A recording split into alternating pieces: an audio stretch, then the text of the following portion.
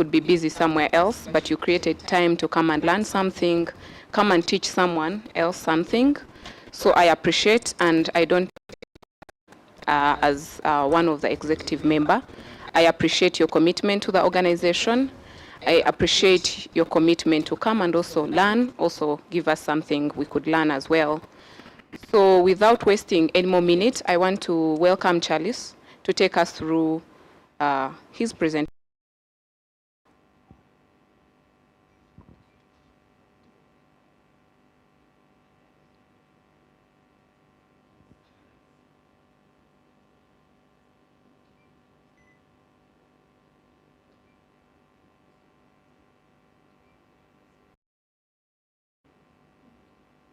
We are trying to figure out the projector thing.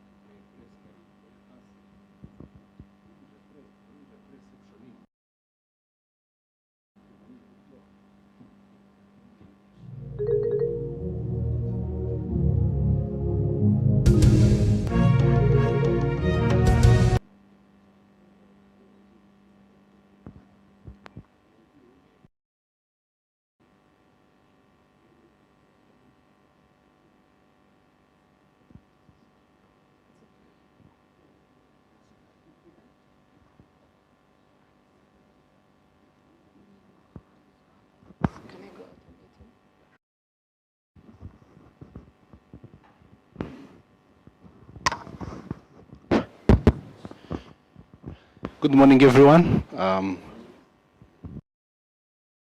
Charles Kaijamae. I'm going to what is RMO to get an understanding of what RMO is, Rwanda Monitoring and Evaluation Organization. Then we are going to look at the objectives of this week. And also we look at what you are expecting to achieve by the end of this week, and also some of this in these 2 days.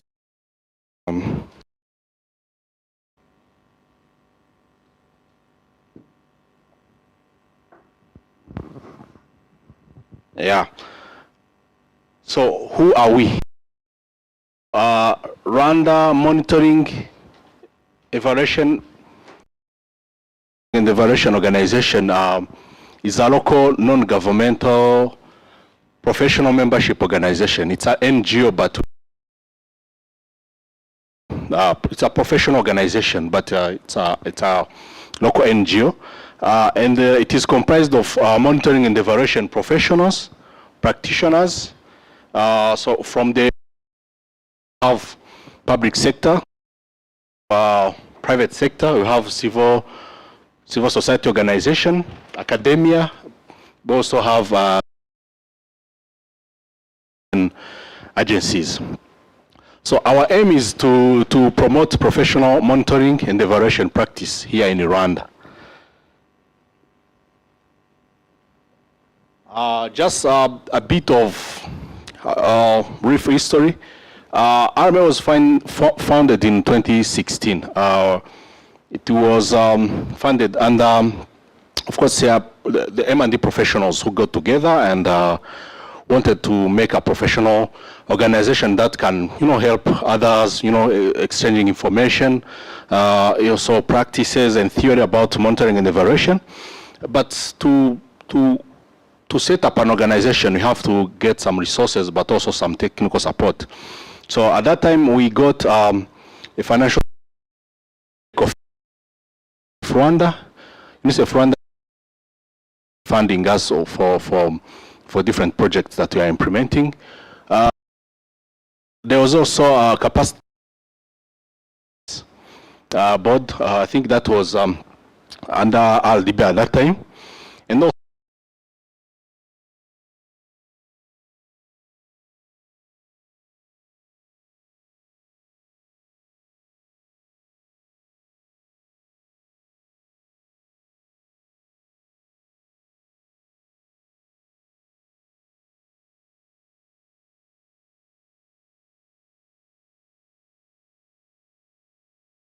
in monitoring and evaluation, practice and theory through high-skilled and motivated members, and to promote a national-wide culture of using data for evidence-based actions.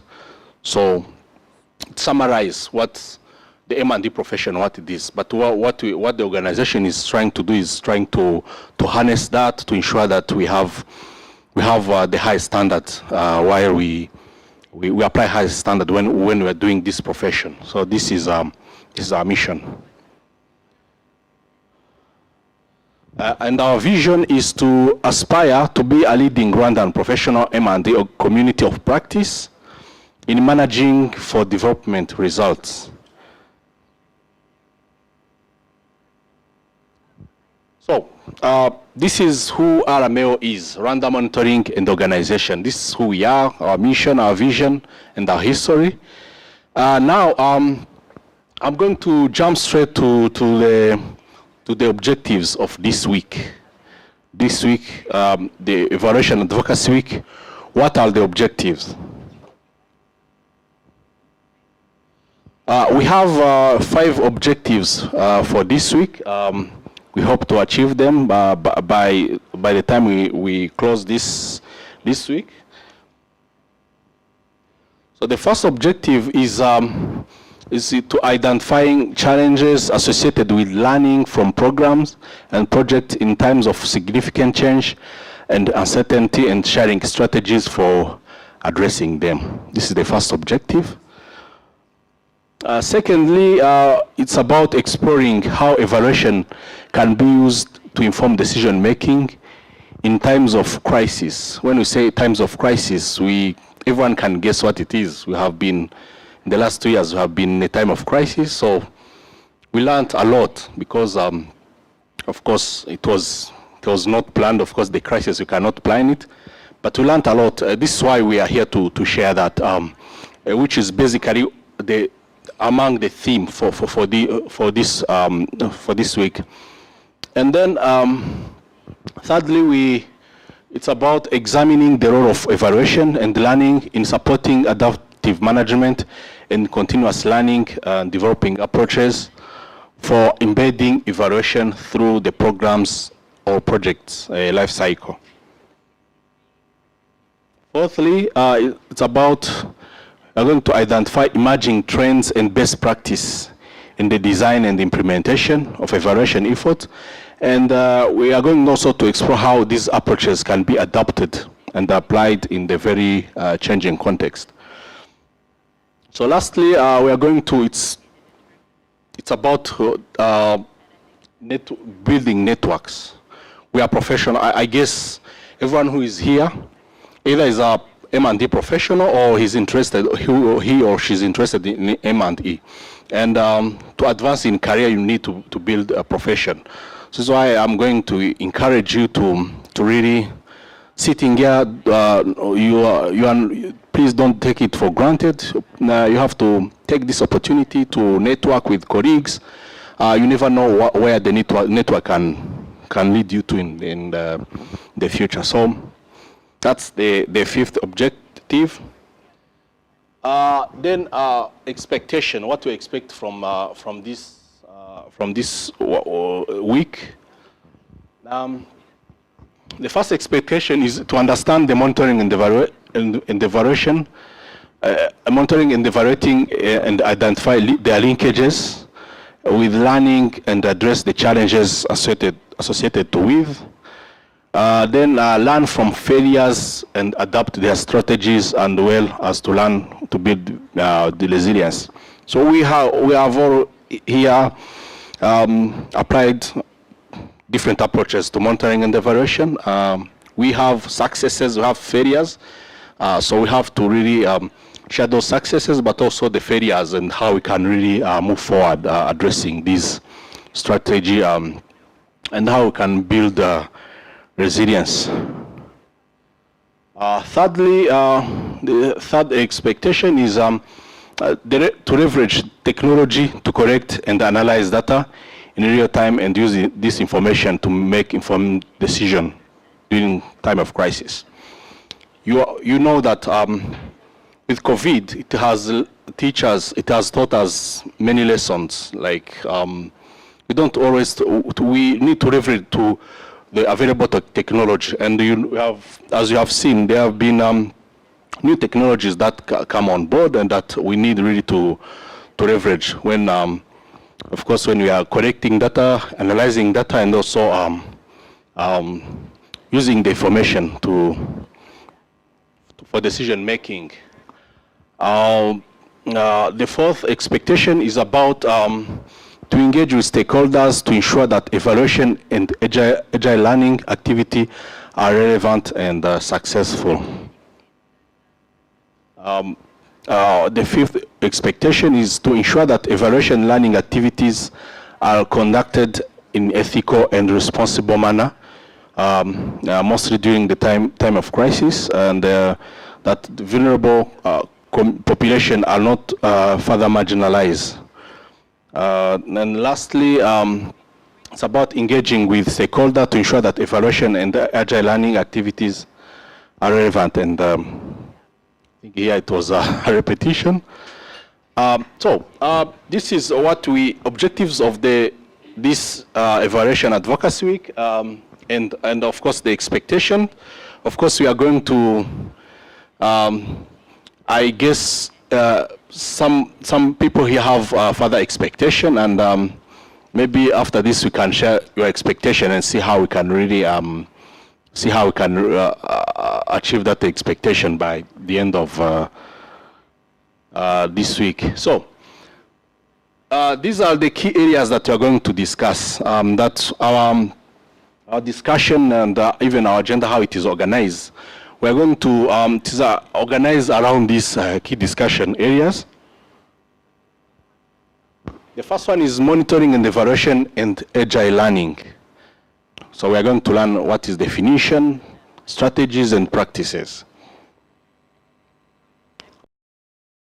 To discuss about the challenges of conducting evaluation and learning during humanitarian emergency situation. Then we're going also to discuss about humanitarian planning in M&E with emphasis on theory of change, and also looking at the role of agile learning in building resilience. Using evaluation to learn from successes and failures. So this is actually it's based on the expectation. We organize our key discussion because we want to be able to reach to the expectation by set by the end of this week. Then we are going also to look at the importance of stakeholder engagement in evaluation learning, ethics of evaluation and learning during times of crisis, and then the role of evaluation and learning in promoting equity, and lastly, the role of young and emerging evaluators in the humanitarian situation. What I liked here, we have some upcoming youth who are really interested in monitoring and evaluation, and I can see some figures here, some faces here. So there will be, I think there will be a session that we're going to discuss about really this, so that I think there is a willing really to engage the youth from the lower level, so that they can really get interested, but also continue their career in evaluation. So this, I think this is going to be covered, and don't miss out. I think you have the agenda. You can see where exactly that talk is going to be given. So I really encourage the youth here to really take this opportunity to discuss, but also engage with senior evaluators who will be here, because it's an opportunity to not miss. So this is the end of my presentation. Maybe about the expectation. Is there to you come here with that maybe we can look at how we may, I don't know, structuring the discussions, but also, I don't know, maybe at this stage, but I hope that we can really look at how we cover that. Is there any other expectation from the list I have covered here?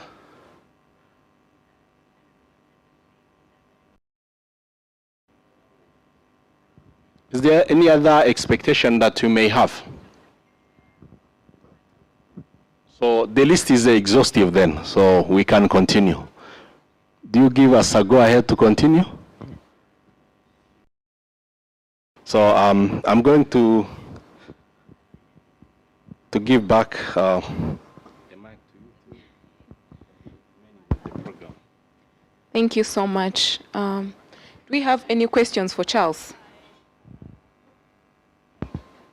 Do we have any questions, comments, clarifications? We could take 2 minutes if we need any clarity on any point he mentioned. Nothing. Would also like to welcome Pascal from UNICEF. Thank you for joining us. I don't want to waste any minutes because we are slightly behind schedule, but I want us to try to maximize the time Charles left us because he had over 40 minutes. I will take this chance to welcome Eugene from WASAC to take us through the monitoring, evaluation, and learning, definition, strategies, and best practices. Yes, please.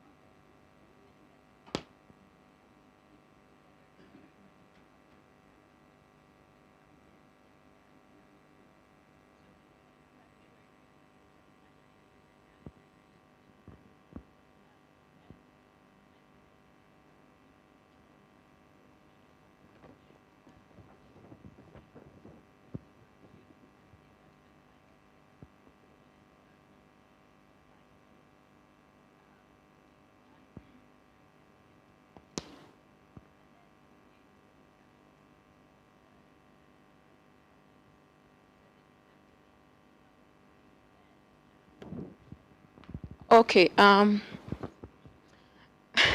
We've minutes, and welcome Pascal to say hello to us and tell us the role of UNICEF here now.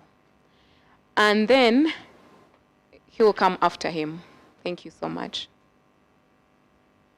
Thank you very much, Oliver. Hari umuntu utavuga Ikinyarwanda urimo ra? Is there anyone who doesn't speak Kinyarwanda so that I can try? Because English is my fourth language, maybe. And it will be very hard to just struggle when I'm talking to my own people. Anyway, I will mix. Kuko hari n'igihe nubwo tuvuga ngo umuntu ashaka kuvuga mu Kinyarwanda ujya kwisanga ugasanga word which comes very quickly in English, and you find yourself talking about it. Muraho neza ko mwabaye bakese. Any people are still coming. Some faces are familiar to me. Sylvain, his colleagues are here, facilitators. Wenda n'abandi bakeya. Nitwa Pascal Karemera. I work for UNICEF. I'm monitoring and evaluation specialist there for the last 11 years. Nagiye mvuye muri World Division. That time I was director for quality assurance when to UNICEF. The reason why I'm here to answer Bagwiza's question is because we are with Arameo. These partnerships actually began when Arameo was established. We were there. Ubwo Arameo yabaye discussed. Icyo gihe, everybody was looking forward to strengthening M&E function kugira ngo tugire different cyangwa se critical mass of M&E skills. Kandi as I saw here, cyangwa se nkuko munabiturusha mwese muza akamaro ka M&E. Majority of us turakora M&E tutarayizi, kuko like me who is in my middle age, during our university studies, M&E was not part of the curriculum. Naho nayumvaga muri university cyo gihe. Cyo kora ushobora kuba wagira research methodology, ugasangira kora muri evaluation, harimo similarities. Wajya wenda muri mu kuntu ba tracking indicator, ugasanga bire limited kuri routine data collection, bira byo kuvuga ngo how many people trained, how many people accessed ABCD, bitari deep. Uko function igenda evolving rero, abantu bakagenda bagerageza kugira ama training, amakosa aratangira araza. Nigeze kumva muri university ni ari Mount Kenya ko yabiriyo. Sinzi ntago mperuka gukurikira amakuru n'ibikiriyo niba to what level ni certificate ni diploma ni what, ibyo ntago mbizi neza, nabangiye kubeshya. Mu minsi ishize nari turimo tureba ukuntu arimo avuga ati twafatanya na UNICEF kugira ngo tukore advocating muri University y'u Rwanda bashyiremo certificate ya M&E. Noneho nge nemera ko twa funding consultant wa designing your course, ka designing ibikenewe byose, noneho Minecofin ka negotiating with the university the UR. Bosco ntawe ndimo kureba hano, niwe biri mu maboko muzamfashe kumubwira byihutisha niba mubona akamaro kabyo. This is actually even what I will be talking about tomorrow. Stakeholder engagement cyangwa importance yo gukora na stakeholders muri monitoring and evaluation.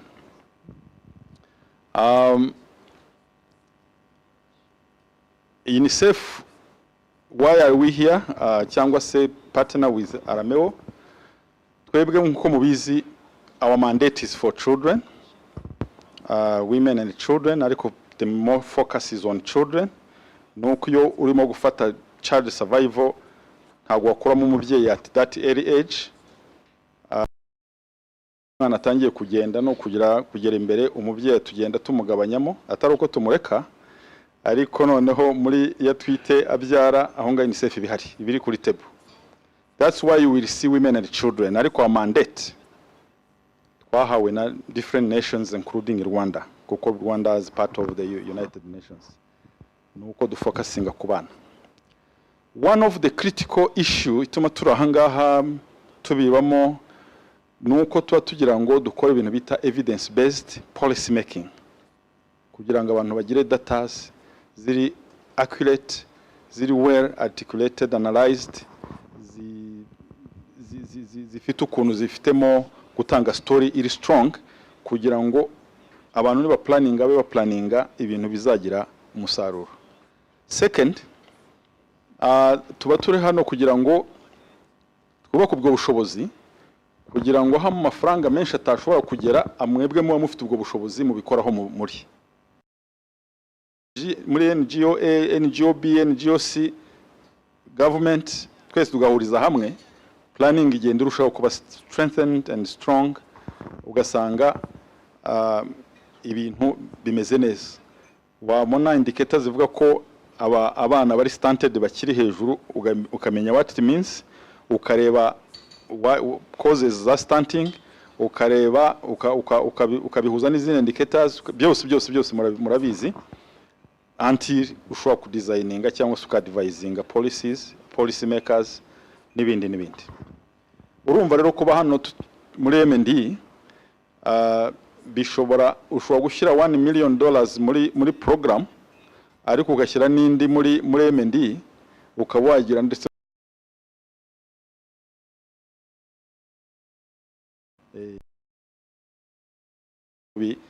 bitari byiza kibazo ni urumva ko ya mafaranga azaba arimo gukora utuntu duke cyane ariko hanga ibintu biri solid and bifite meaning. Ejo bundi umuntu yari arimo ambaza ngo what's wrong with program effectiveness. Maze gukora evaluation ba participatinze bayoboye evaluation ni bangahe? Raise your hands please. Tubigire nko mu ishuri. Hari wageze muri evaluation. Muri evaluation hari ikintu cyambere banza kureba bita program effectiveness. No ukureba ukuntu program yageze ku nshingano z'ibyo yari yihaye. Iyo to designinga programs rwose twibwira ngo na theory of change igakorwa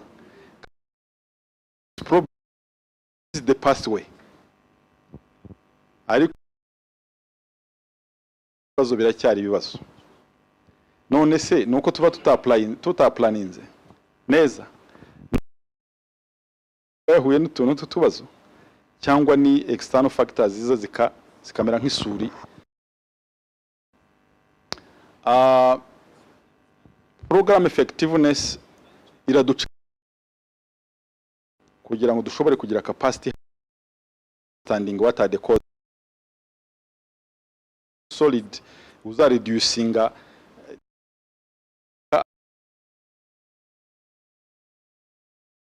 ntiwana reducinze nibura wakwiye kumenya factors cyangwa se ibyo byose rero bisaba capacity. That's why we are here. That's why to work with Arameo and others.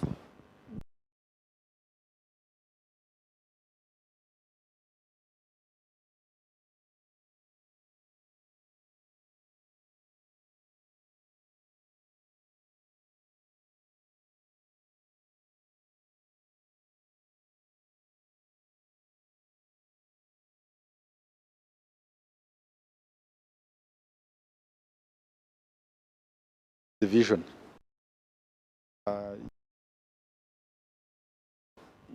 Yewe mba numva nifuza yuko twava mu bintu byitwa karebe sharere bagwiza n'abo bagabo bandi mbonja feel like nubwo ko twavaga amakoseze ntayo ariko we also need to find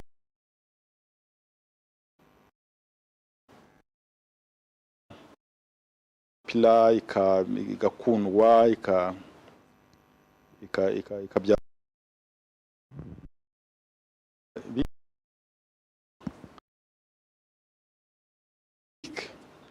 evaluation week muzi ngira ngo niho ibyaho yatangira yuko yaba yaratangiriye hose it's not problem.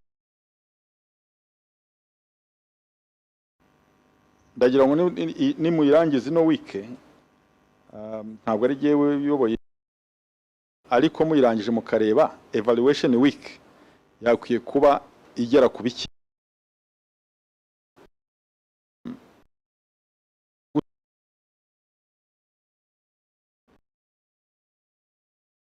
no kugira ngo ngire ngo evaluation M&E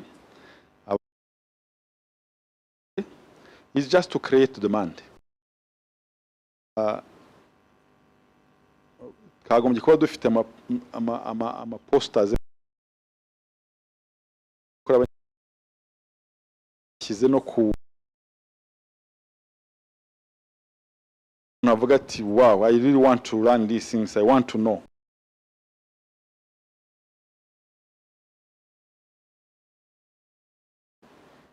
ntabwo yarabyaye umusaruro agera mu yindi evaluation kuko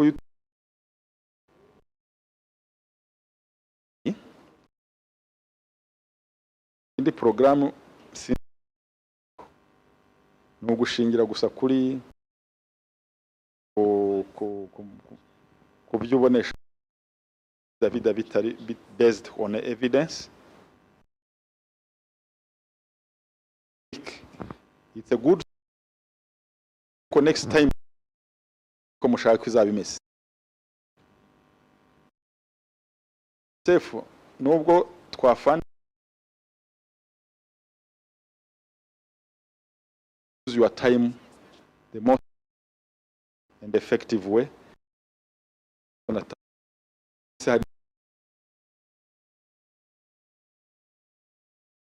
you have really used muzakore recommendations zigira ku buryo butaha nyine ni muza se nuko abantu cyo nabonye yarameho tugira ikibazo no kutagira office iri function umuntu udutwarira nanjye buri umuntu udutwarira amadokima amarapo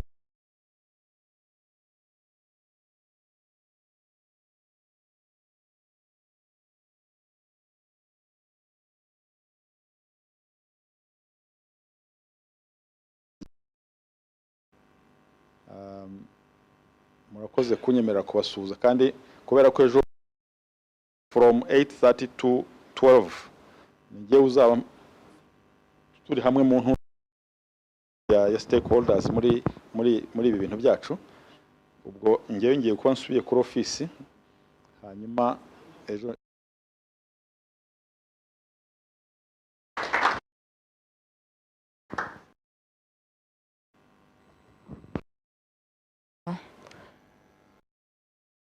I won't waste any minutes.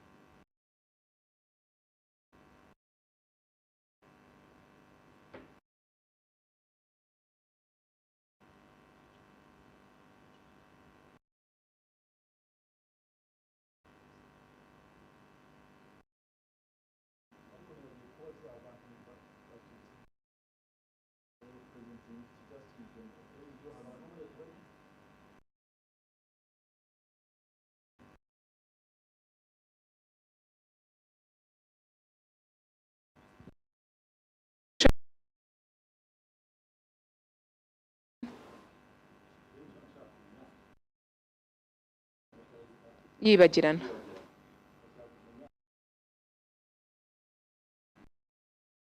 Okay.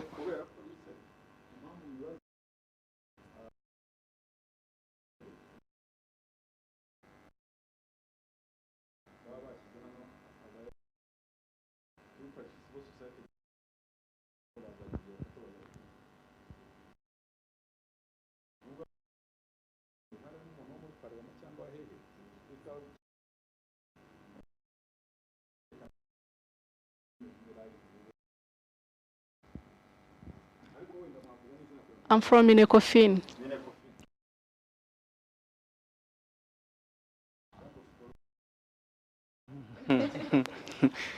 Ernest.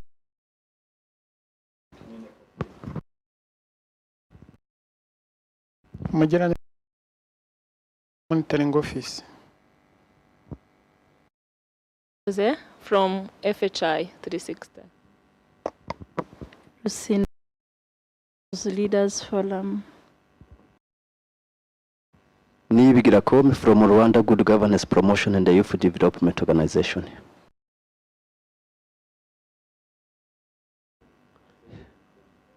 Hello, my name is Nchimimana Emmanuel. I'm the Executive Director to Yomado Youth for Development Organization.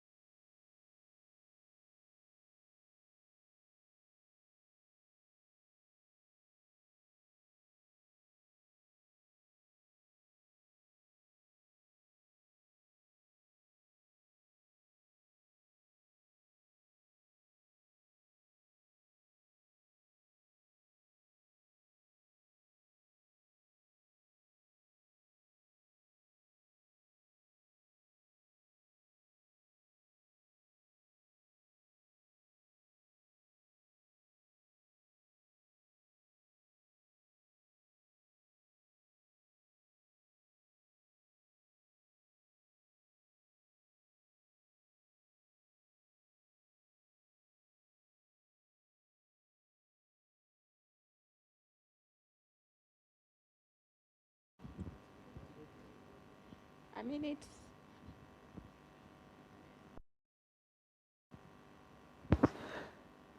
Sidras Rutazana from Rwanda Monitoring and Evaluation. Augustine Utaganda, RML Group. Claire Dosavinema. Delphine Kushatse, Secretariat, RMO. That's all.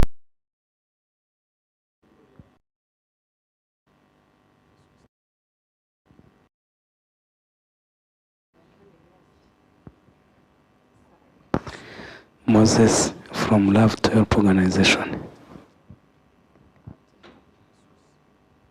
Morning. I'm Robert Agawa from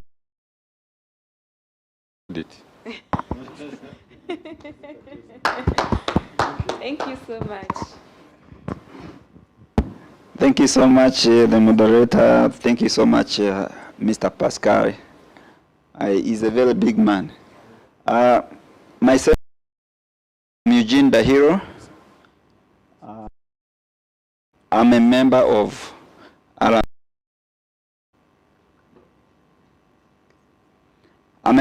Alameo, but I work with the government of Rwanda in water and sanitation.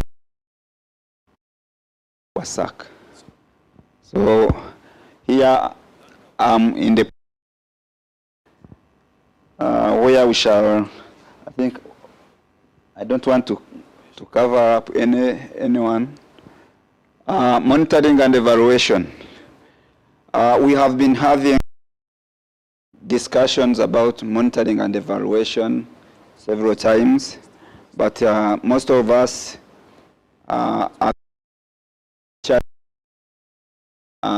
due to the emerging area of monitoring and evaluation. The going to be in the presentation, but the few ones I can mention right now is you can see there are a few people who have come for a given week, like where we can share different ideas that can our profession. So monitoring and evaluation is still undermined, mostly, as we shall be seeing, we shall see it in different contexts.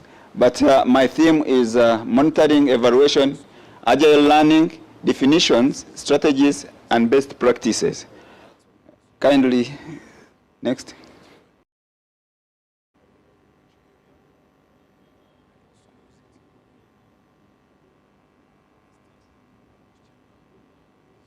Yeah, thank you so much.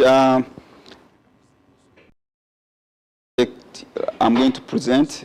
You can go next. Next. Yeah, I begin with a few challenges. We do encounter, but even you can be encountering different. Most of us do mention that there is data shortage, but the data shortage is in the context of data correction. How do we correct it? How do we store data is still a challenge to us. That's why we always have to call different people to come in the field of monitoring and evaluation, so that we can be able to improve the way we do monitor, the way we do evaluate, and the way we carry on, the way we share the learning skills. I mentioned it, we have a limited number of people who have attained education or professional training in monitoring and evaluation. Mentioning it a few minutes ago, saying that very few have studied this course in terms of probably the professional masters, or in terms of the technical one, which is different trainings. So we also have monitoring and evaluation reports. Most of you, those who are in the field of monitoring and evaluation, whenever the reports are done and presented to the different decision makers, sometimes the recommendations are not taken care of, or recommendations are not implemented as advised, either because of probably not having rich context, or because of not maybe the. So it is still a challenge. So as we move on, we are moving from the traditional one to the technology oriented way of doing things. So monitoring and evaluation should not remain stagnant from the traditional way of doing things. That's why we shall keep on improving as we attain different sessions.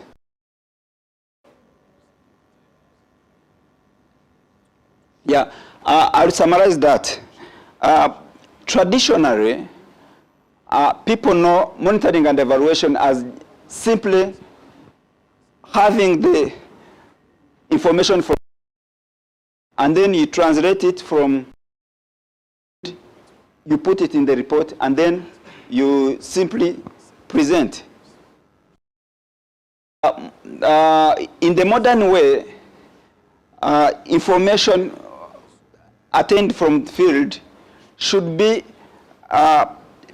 not be belonging to only the individual who has collected that data. Instead, the data should be belonging to all the project, all the people who are going to take it in decision making. It should be form of reports, in written reports, going into context where everyone is able to access it wherever. If we take an example, the is he should be able to access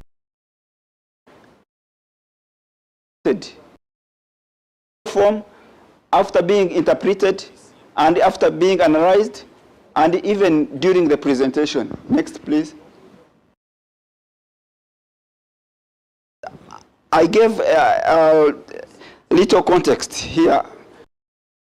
I've been in this field for some time, although we did not study we have the big context of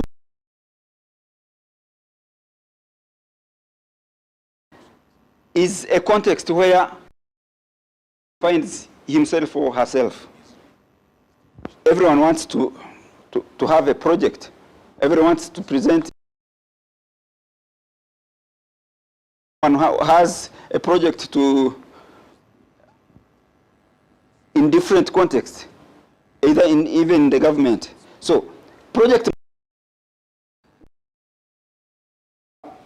simply the person we call the project manager.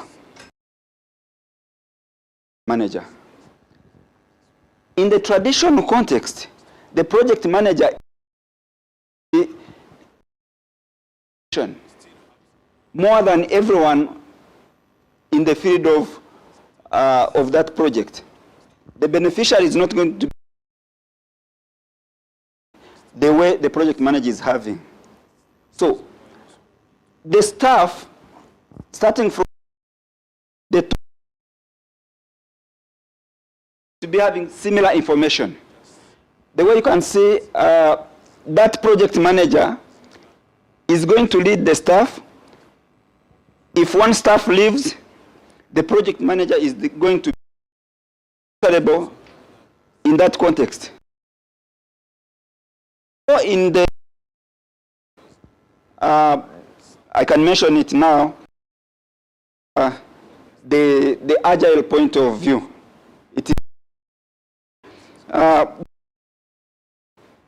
is differently in when you mention in the modern way. So the modern way is the one called you go with changes. When the project, there is any change in the project with it.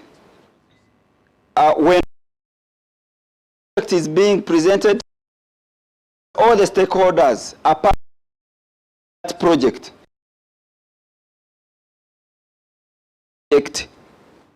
Are not having the other person, the project manager, because the project manager has alone. If the project manager leaves to catch up, is the only person with the information. So with the modern way, moving from the modern way of doing things, you normally hear about. So it's self-organizing. First one, we have the project manager who is in charge of organizing all the stuff. But this team now, in the modern way, the team is working for what. If I'm responsible for a given, or my colleague is going to also to be responsible for me doing the task. I'm also responsible for that person doing the task.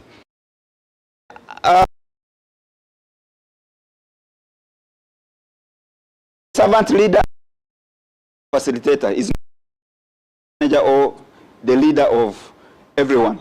So, an introduction for me to studying and evaluation.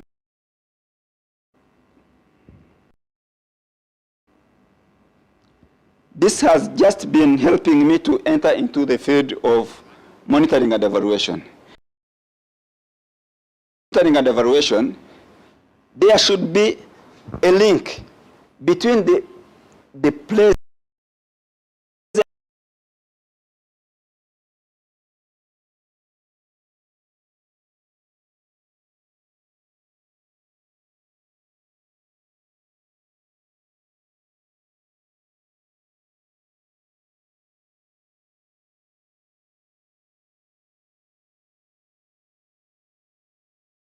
a given project we are doing.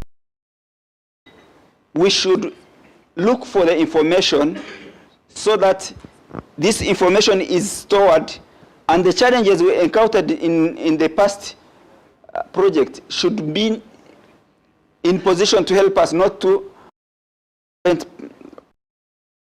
Monitoring and evaluation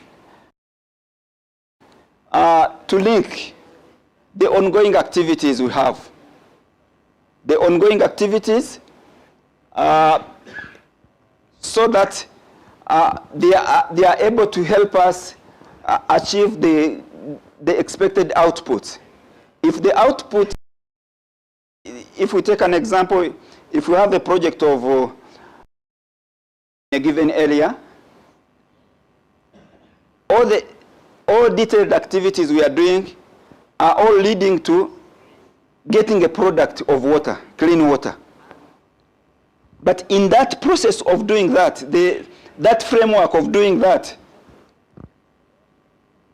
we are looking forward to having a given amount of water to supply.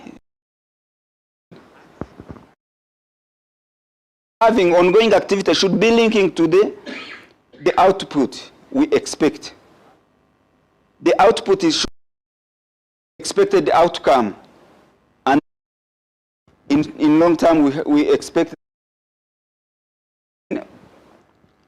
Here we judge. We say that it is impossible to judge if work was when you have not done what we call monitoring of that project. You have to first monitor it, so that when you go in the phase of evaluation, you are evaluating if the activities or the project you had is having impact to the community. Next. Yeah, this is what, if you want to do proper to do, is you need to have, as I mentioned, from the start, everyone should be part of this project. From the start,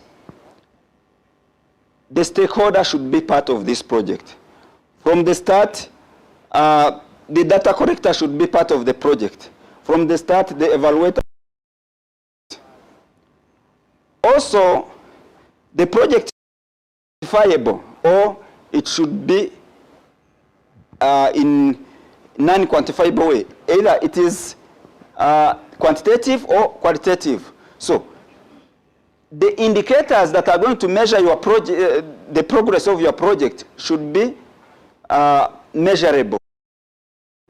So, then it will be easier for you to analyze and evaluate whether you have achieved progress. Then, during data collection, in detail later, collection, you should make sure that when you are designing data collection tools, you are able to work with the professionals who are having the idea of how to collect data. Then,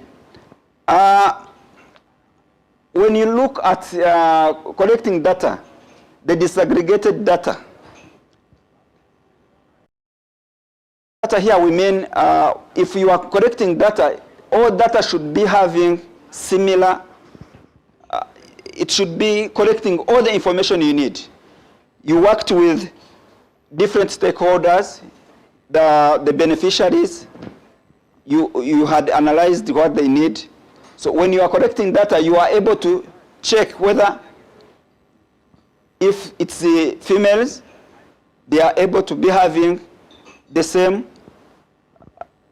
information. If it's men, they should be having the same information. And then you are able to analyze your information depending on different categories of individuals or data you need.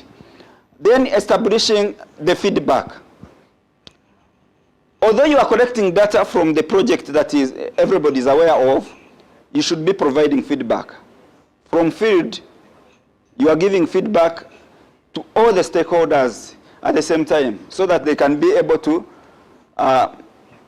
benefit on the same context. They benefit how much they have gained. Next.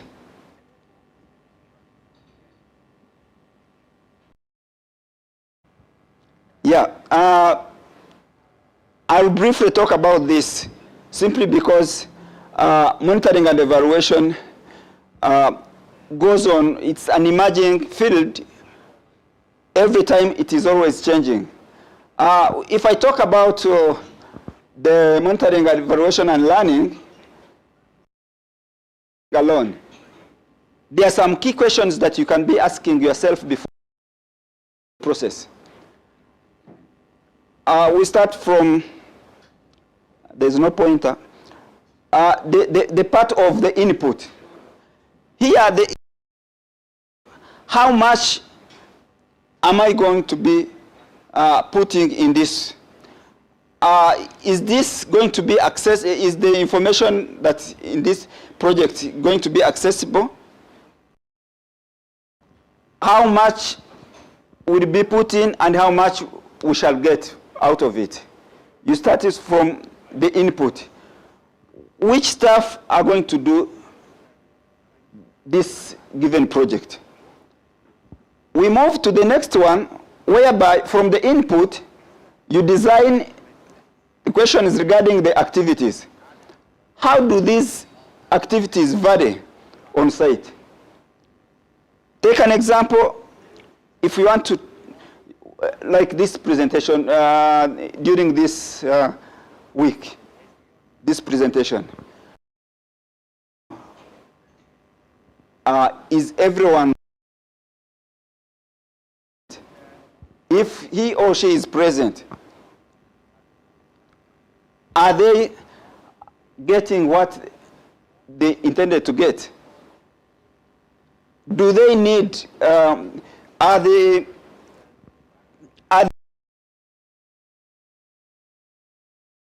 on time? The activities will help you. You are going to, if you design questions, then you are able to correct the most effective information. And then we go on output. Output here we mean the short term or the deliverable you get from the project, the direct results. So the questions here you ask yourself are, of the, as I expected, we expected to have like 50 people trained. Are the 50 people the ones who were trained, or who have trained fewer than 50 or more than 50? We also ask ourselves, are we making a way to our intended outcome? An outcome is a short outcome is if we are training, we expect other people to train. So are we having, I'm going to monitor, are we having the results, the short-term results that we expected? You ask yourself. Now, when you go on the side of the beneficiaries, what impact now? Are we reaching the targeted population? Are we not doing any harm to the population? Next. Monitoring is a routine data collection. The other ones were the few questions that we are asking ourselves when we are designing the monitoring part. Now, when you are designing the evaluation, the few questions you can ask yourself, we start from the outcome now. Because the other time we stopped from the impact, we are looking for the short-term results. The short-term or medium-term results, we are asking ourselves, what are the outcomes? Any unintended consequences that might have taken place? For the side of, what's the quality of data we are collecting?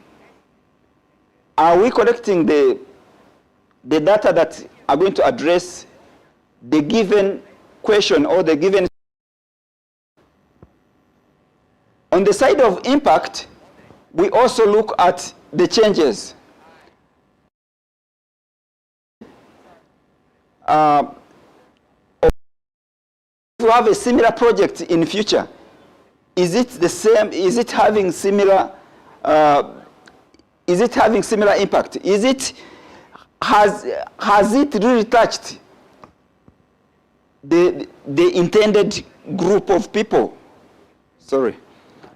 On the side of sustainability, here, when you are looking for evaluation, the key question you should know is, this project going to be sustainable?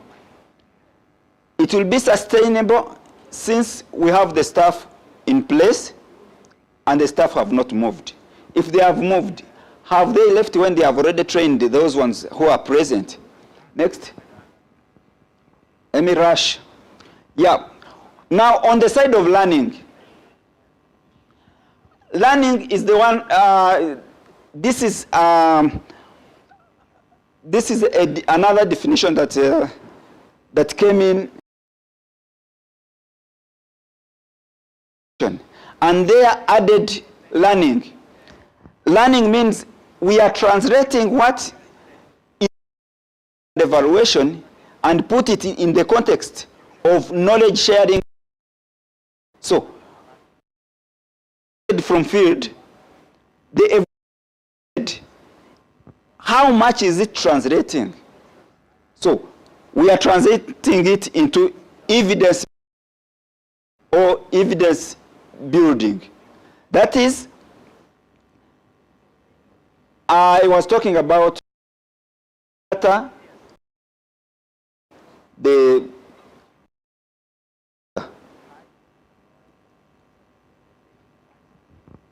we designed the project, and the project was implemented.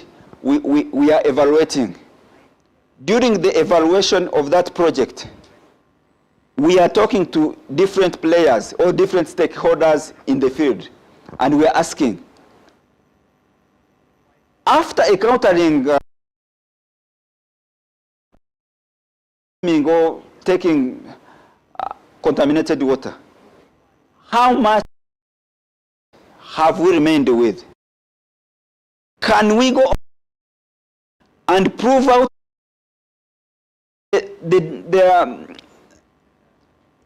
like diseases that are caused by consuming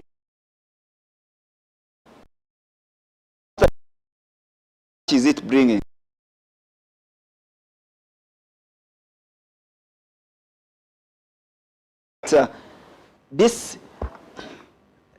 This project had an impact.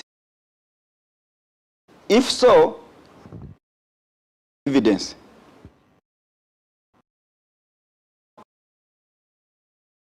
It. Best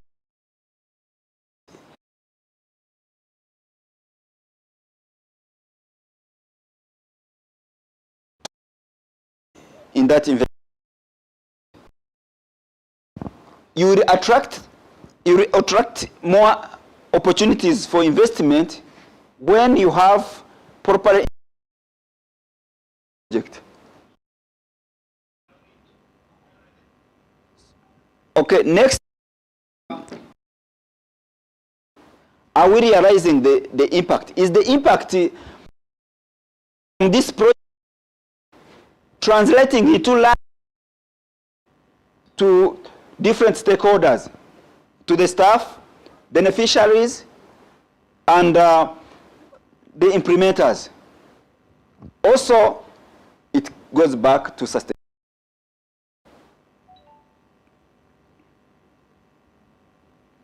Yeah. This one I'm not going to dwell much on it because similar, but I mentioned that Agile learning is a way of knowledge sharing in a flexible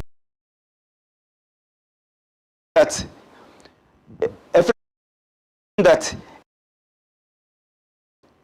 to benefit from a given project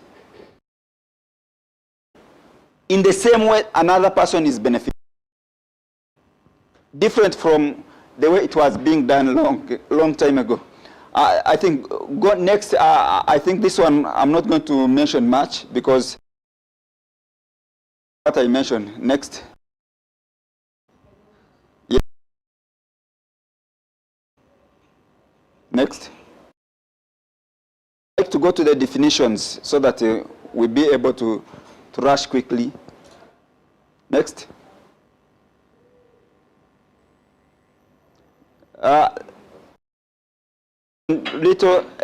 Simply, when you are a professional monitoring and evaluation, you should be able to change with the change. So, I mentioned earlier that the traditional way of doing practicing monitoring and evaluation is, and the way it changes, it goes the way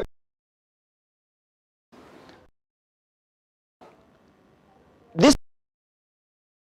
I'm not going to go deep a little bit, so able to just a little context. The process information from when you are initiating the project, is to review the current context and of diseases caused clean water. The first thing you have to do is to go to that field, you visit the area, you discuss makers in that the from field, you have to test. You test if information I corrected from field similar to the information in another area where I did not correct, I did not take. If I'm planning to have a project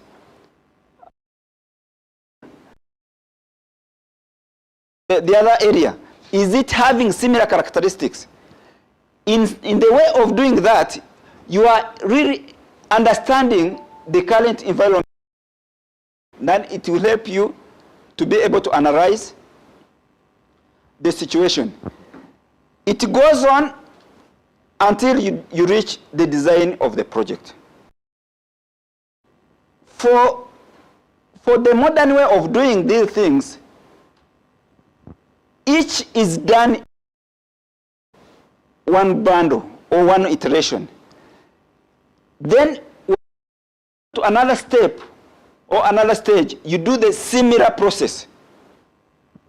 That is when you are doing the monitoring, you should be moving the way you've been doing things to the way things are being done. If you finish one cycle, the stakeholder is able to understand what you want to do, different from the implementer is also understanding this.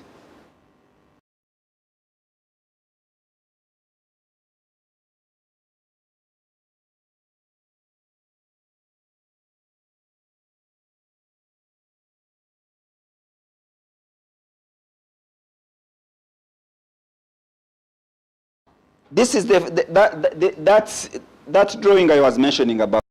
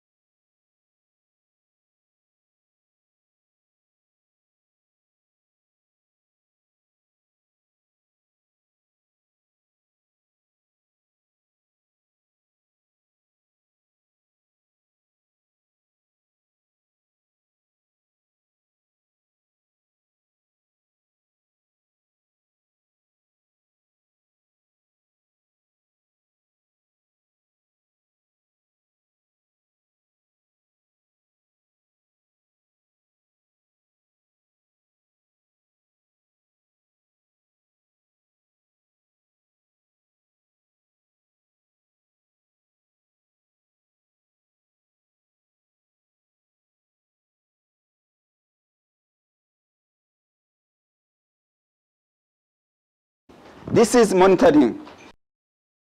Area in the presentation, monitoring is the systematic using the information to track the program or the policy to guide the management decisions. Next. For the evaluation evaluation is the systematic assessment of an activity or project or program, a strategy, or any other theme of getting the performance, how expecting. Next. Next, this one also earlier. Now,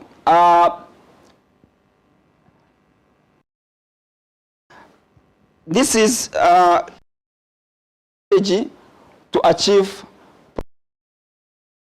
One, you have a proper framework of monitoring and evaluation. That is the purpose of why you are going to monitor, definition or the translation of the definition of an, do you also understand it the same way? Now, this is regarding shifting, having the item or the results into results-based management.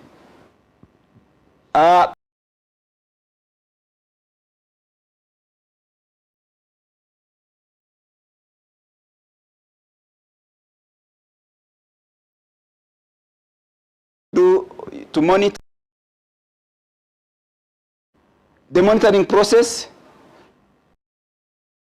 how you are going to do the monitoring itself, how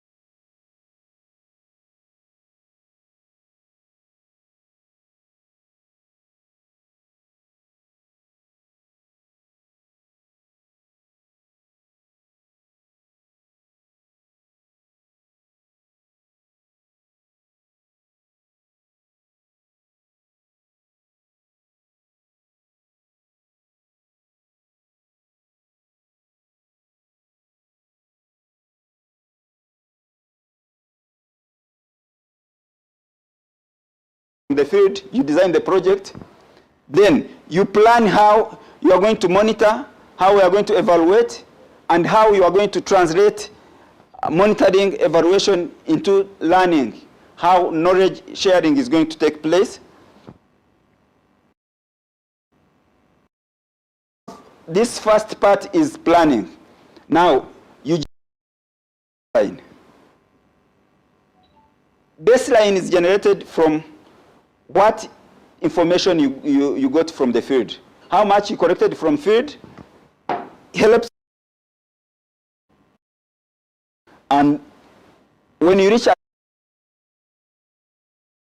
then people, you can communicate now that a project,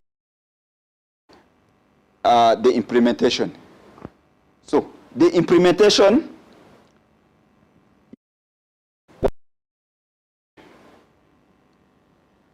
you can either, depending on a given project, you can do pre-evaluation. Before the project starts, you can do some evaluation. How was the livelihood? How were they in the area I want to, how are they living? Then you implement the project, you will evaluate, and then you do to ensure that the project has really impacted or has really benefited the beneficiaries or the briefly whatever is written there, and this is shortly the project itself I mentioned about. Next. Yep. I also mentioned it, but this is process. How you the project, since you participated in the design, it's going to be very easy for you to follow up.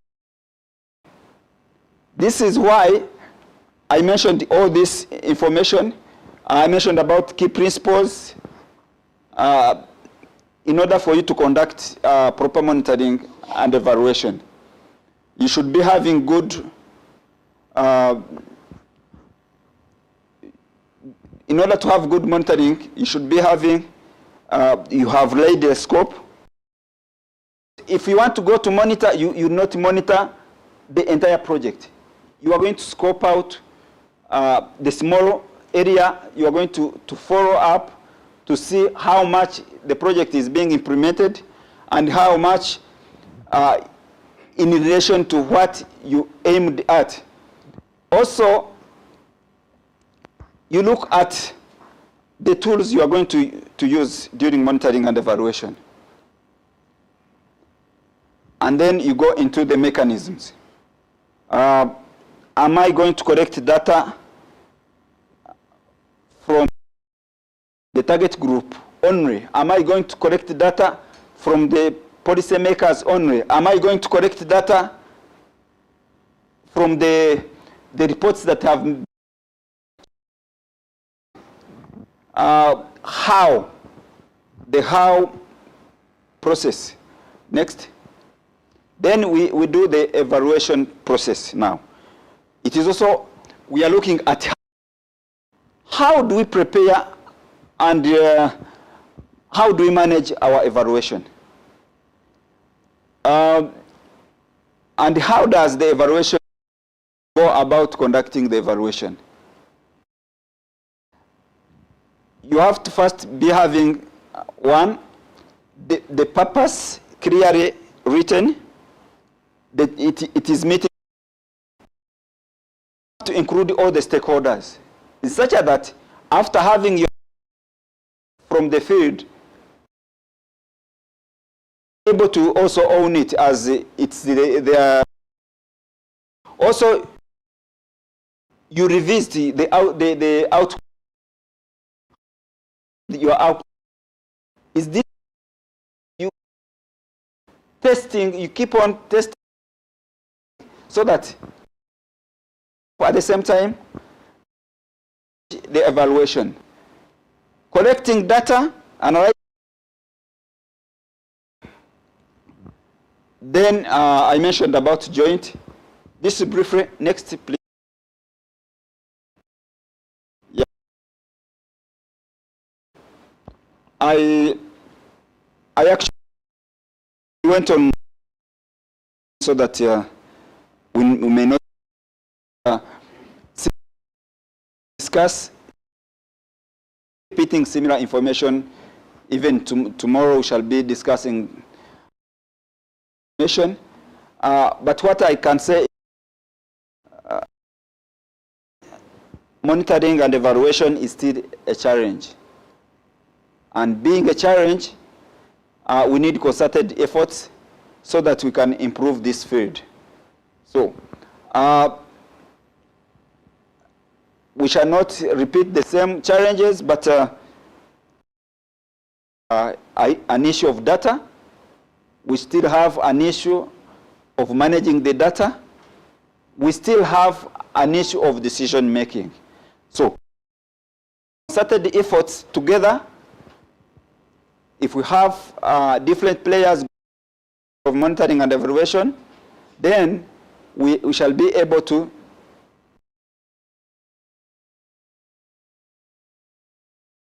thank you so much.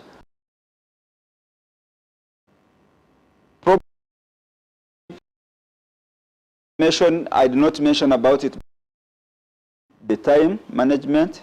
So Clarification, we shall keep discussing. I'm available. The micro to. Any question for clarification? Yes.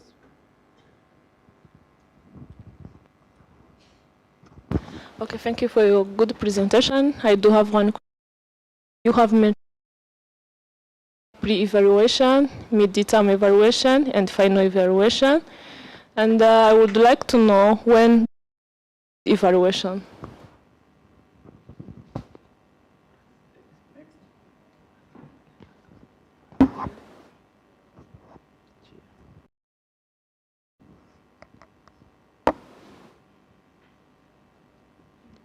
Thank you.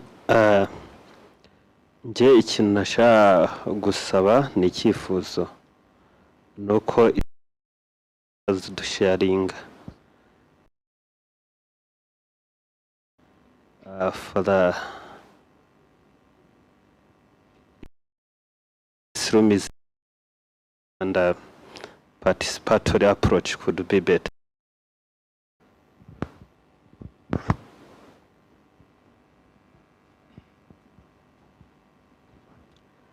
Thank you to the information that we have to collect during the monitoring. You told us in the project that we are working on. And we have to compare information with another area where we are not working on. So my question is, the area where you are not working on, and how are we supposed to compare them if sometimes what you're working on? Maybe more. You can first okay.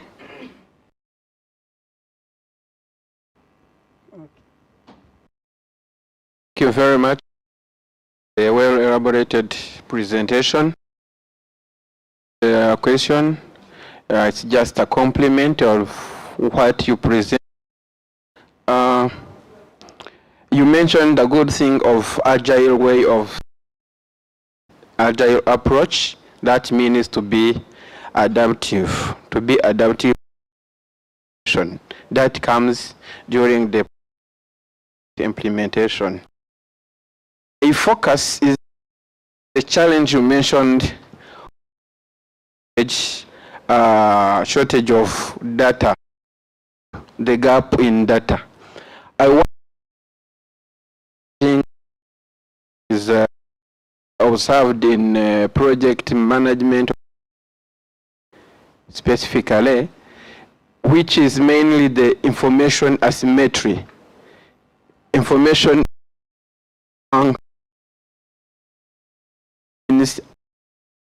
runaka kutagira amakuru amwe cyangwa se mu gihe cya nyacyo. Ntabwo abantu bose muri project of the year cyangwa amakuru ushobora gusanga umuntu kuri level runaka that think of information is key of doing M&A to avail the right time.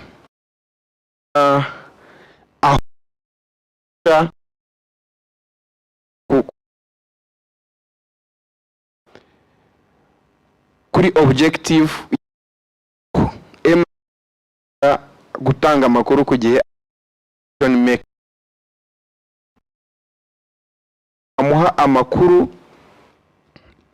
nkuko wabivuze atari amakuru ushobora gutanze amaze cya information teka nta cyari bufashe M&A that corrective action. By conclusion, icyo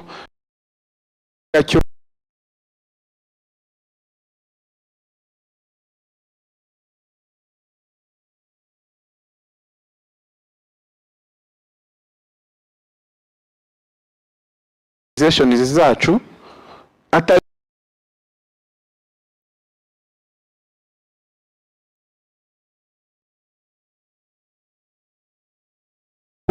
cyangwa se n'undi andi nawe ko mu rusyo tugakoma n'inga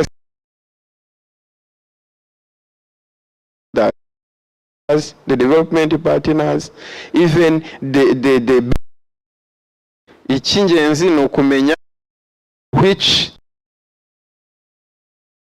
project ndetse na which influence afite kuri project, so tumukuraho ku gihe cya nyacyo. That was my compliment. Thank you very much.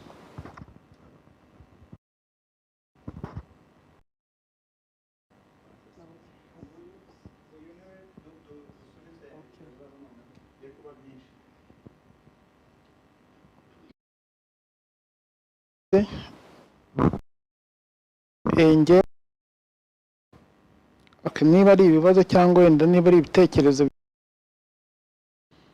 icya mbere buriya kugira ngo ibintu bya monitoring na evaluation bigende neza, njye mbona icya mbere hari wa wundi wenda sinzi hano niba hari uburyo bingoye mugerageze mu nyumvi, ntitube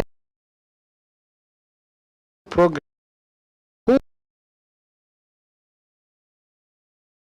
monitoring and evaluation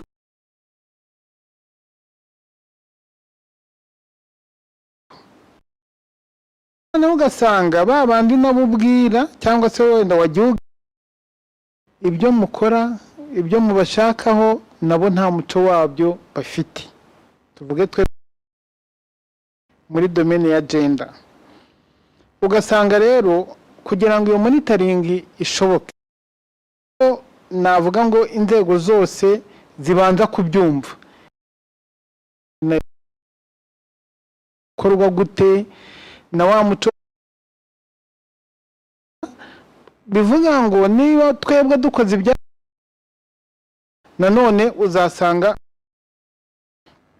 ikindi cya kabiri nanone kiyongeraho nuko usanga rimwe zishinzwe nda polisi runaka nabo ubwabo rero birasaba zikorana kugira ngo ibintu byose bibashe gushoboka. Ari uwevariwa wabo basha kwevariwa kuko hari data zakoreshejwe, kuko indicators runaka, bityo abantu bose tubyumve kimwe. Ikindi nanone nshaka kuvuga, hari ikintu navuga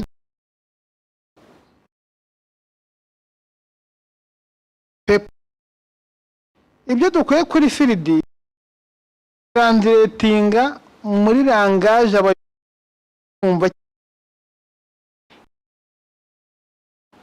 abantu baza monitoring and evaluation barasabwa kuba icyo tugiye kuvuga.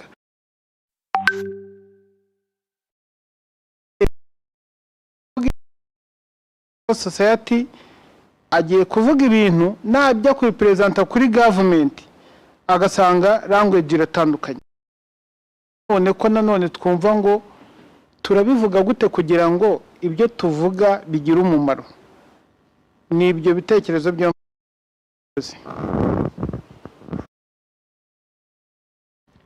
urakoze.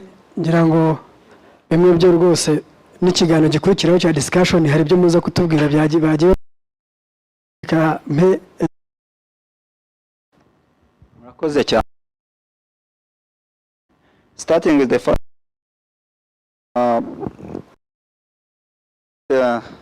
some colleagues there asked about the said when do we do or when do we conduct impact evaluation. For although deeply into evaluation, but I mentioned about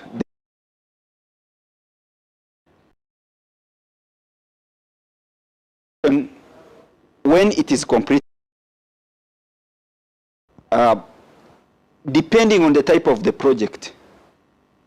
Say, for the case of water project, evaluation after 1 year. We give 1 year guarantee so that the project that has been made, project has been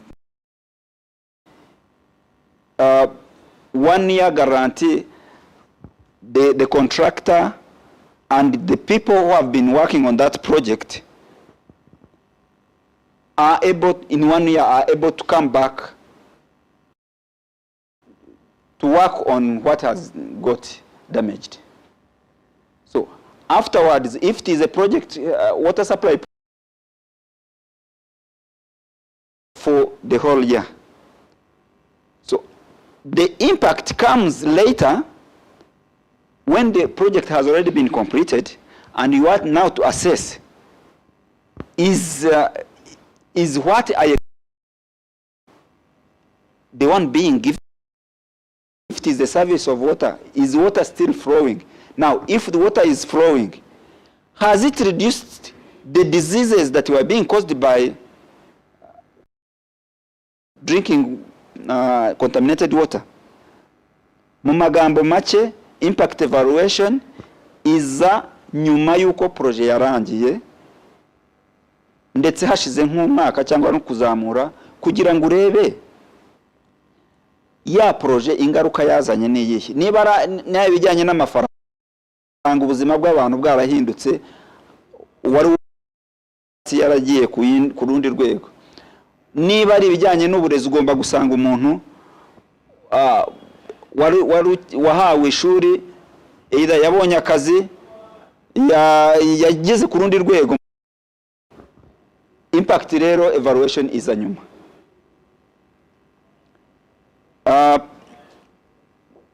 Kuko impact itself in a long term results.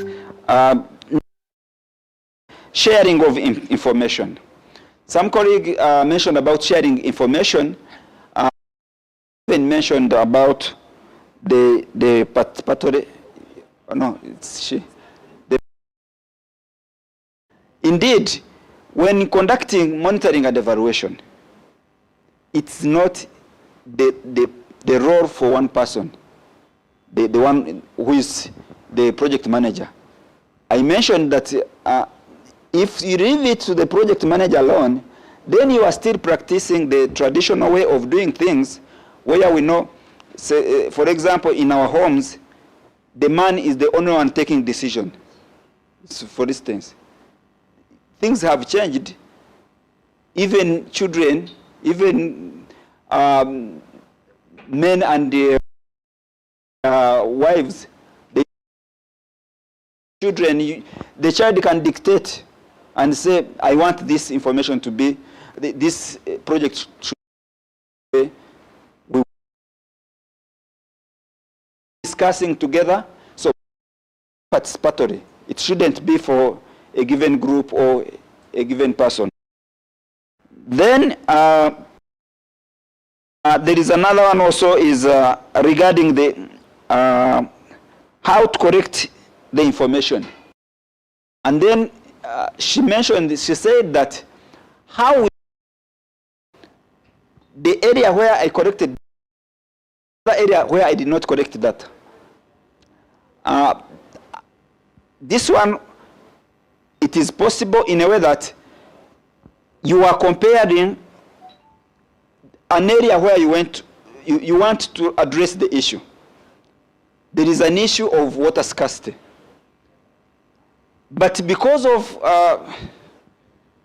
somebody mentioned about information symmetry, because you are in charge of that field, you have another area, you know very well, you have secondary information, you are going to compare with another area where you have the information.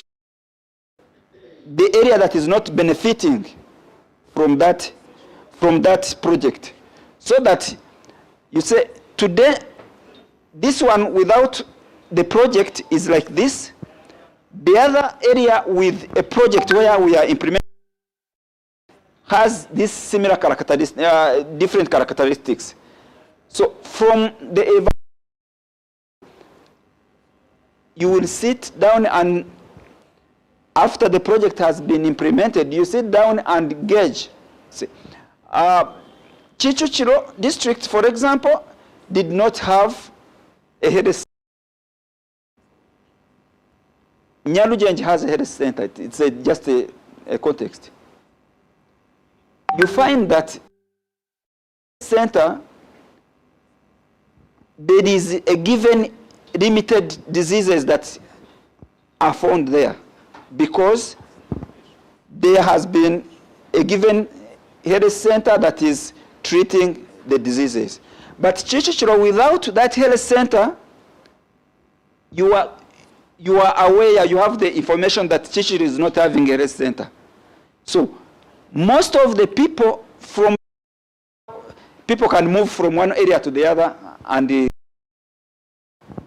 treatment, but it is not possible for the entire project to serve another area that is not in the pilot. So if you have a pilot area, you should compare it with another area that is not having similar treatment. Then another one was a complement, was mentioning about the way of doing things in the Agile way. He also mentioned, in addition to the gap of data, he also mentioned about not sharing information to all people. Indeed, there is a culture whereby if somebody is a project manager, is the only one with given information. We mentioned about it, although we are rushing, is that it be portrayed to everyone, such that although there are some people who might be having more information because they are dealing with the similar project, but most of the people should be having at least a clue about the project. So information asymmetry is very key in that a project should not be for a given group of people. Like that, this is a culture that we cannot, as M and is, we normally face the challenge I mentioned. The challenge whereby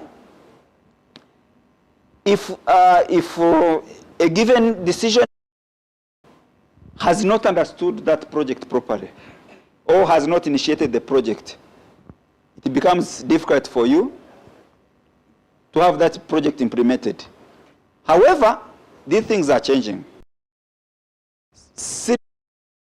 Monitoring and evaluation, although it is this compared to the side of my institution where I work and some colleagues we work together, have monitoring and evaluation. Even to your workplace as well, even your colleagues, if we go on sharing similar information, then monitoring and evaluation is going to help us have the gap wiped out, the gap of, say, most of the policymakers sometimes say, we don't have data about that information, or we don't have data about a given area. The National Institute of Statistics for Rwanda, in the context of our country, and when they collect them, they share.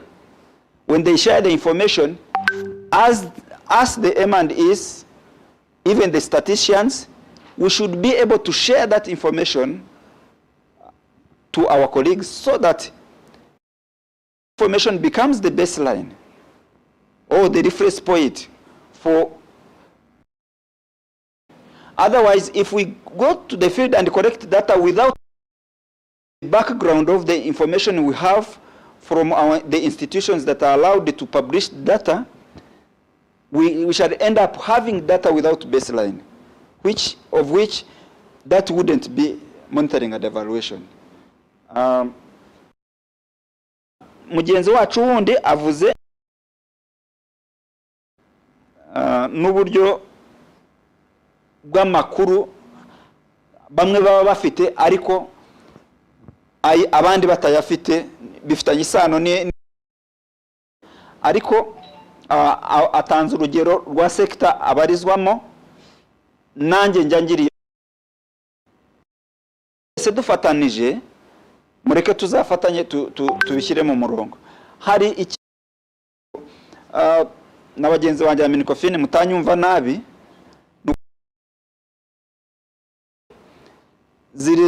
zigenda ziprioritizing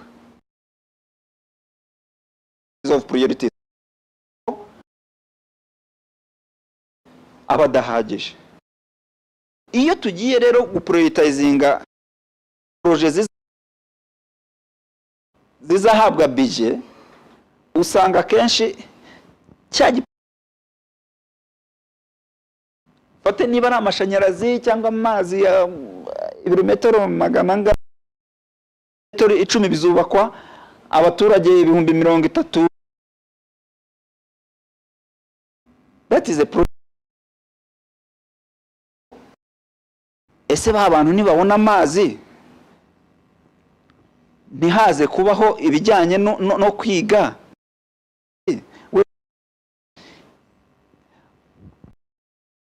Enzo wanjye rero yavugaga ngo undi ya prioritizinze projet runaka cyangwa se ya prioritizinze uburyo amakuru atangwa, ntabwo ari bumwe. Iyo tugiye muri evaluation mu turere, usanga iyo ubabajije ngo se uyu mushinga harimo abagore banga cyangwa harimo abangwazanye bya bindi byabo, ntabwo kugeza ubu ngubu umuntu iyo yubaka bitangiye kugenda biza. Umuntu akubaka yakubaka agasiga umuntu ufite ubumuga agomba kunyura.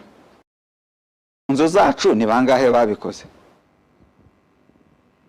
Turi bake, cyangwa se nanjye sinabikoze. Rero icyo arimo avuga ni ukuvuga ngo uruhane bahaye ikintu runaka byo abandi babiha. Nge nkaba natanga inama, tujya tugira icyo bita planning consultations, mujya mubibona. Nge numva muri planning consultations sector zazindi zisa naho zagiye zibagirana kubera wenda zitahita zigaragaza impact ako kanya. Muri planning consultations kumvikana, umuyobozi yabyumva, niba byumva agenda bisobanure, duhite duprioritize ibijyanye n'indwara zitandura. Usanga rimwe na rimwe abantu bibagirwa kubibagetingira kubera haje umukozi ubishinzwe. Biroroha muri budget consultations hano twese tuba twahuriye, biroroha kugira ngo uwo muhigo ugire. Ikindi, hari amafaranga ashyirwamo, ya mafaranga ava muri roda ari earmarked. Ubwo sore kuba ari muri NGOs, ubwo language yo muri government, earmarked budget na mafaranga institution runaka ishaka ko projet ifite mu gitekerezo ishyirwa mu bikorwa n'akarere cyangwa se n'urundi rwego. Amafaranga bakayinyuza muri budget bakayoherereza cya kigo kugira ngo cyo bashaka ngo implementing, ariko bigakorwa mu gihe cya planning process. Murakoze, mumbabarire nari ndengereye ninjiye muri government side, ariko nabyo ni ngombwa bikorwa. murakoze. Niba nta bindi bibazo nareka abandi bagapresentinga. Murakoze. Murakoze cyane. Afternoon. It's already the ko mbashuje buri umwe akareba ku masaha. It is already an afternoon. Thank you so much, Ndahiro. You didn't know? I know. I agree with you. Yeah. Thank you so much. I think Ndahiro deserves a hand clap. I, for one, I appreciate, and you did just amazing. You did a great job. Thank you for the details. Thank you for the and everything you shared with us is very helpful, and I hope you use it at work. Maybe, I don't know if others learned something, but I think I did, not one, not two, but like 3 or something. I learned a number of them. Our next session is, we are going to discuss, and we are going to break into groups. So we have a question here that we are going to tackle in different groups. I don't know how many groups we are going to make. Maybe like 10 people, right? Because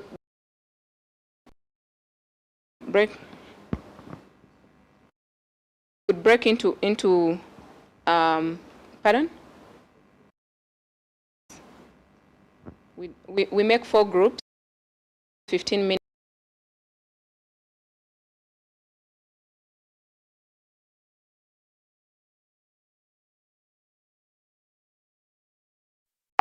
And we can call it a session for the morning, like we go for lunch and we'll be back for the other presenters.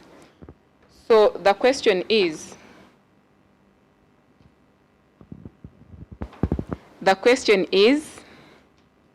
what are factors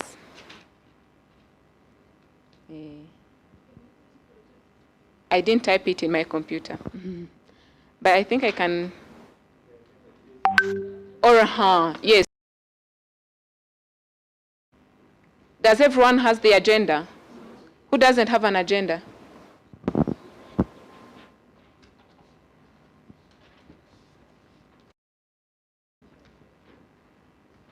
Who else doesn't have an agenda? Delphine, can I have a number of these?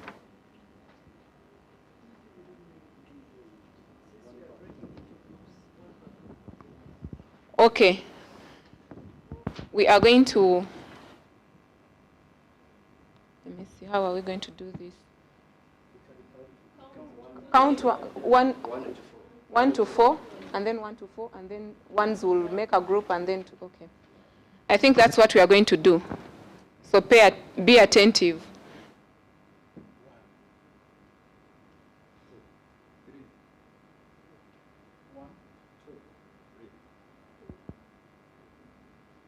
One, you're one.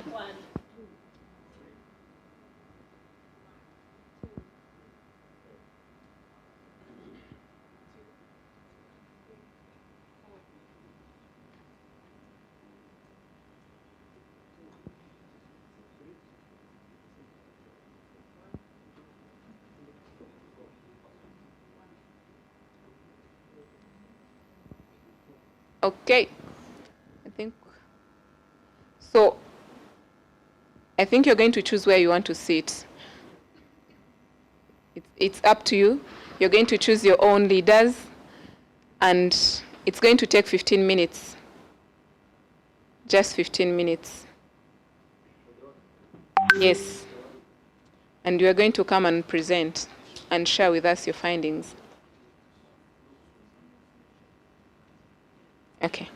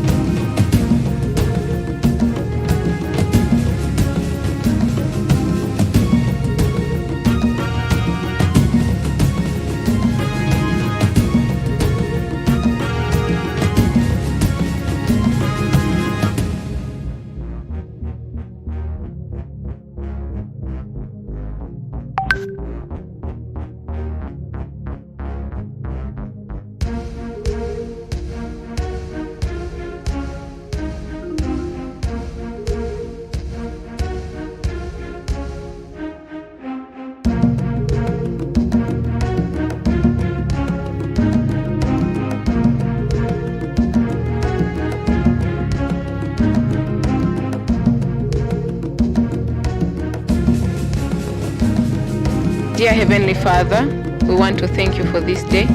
We want to glorify your name because you've brought us together. We dedicate the meal we are going to have. May you cleanse it. May it bless our bodies and you bless our souls. In the name of Jesus we prayed. Amen.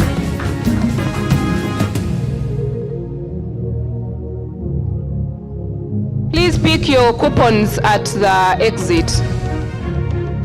Please pick your lunch coupons at the exit.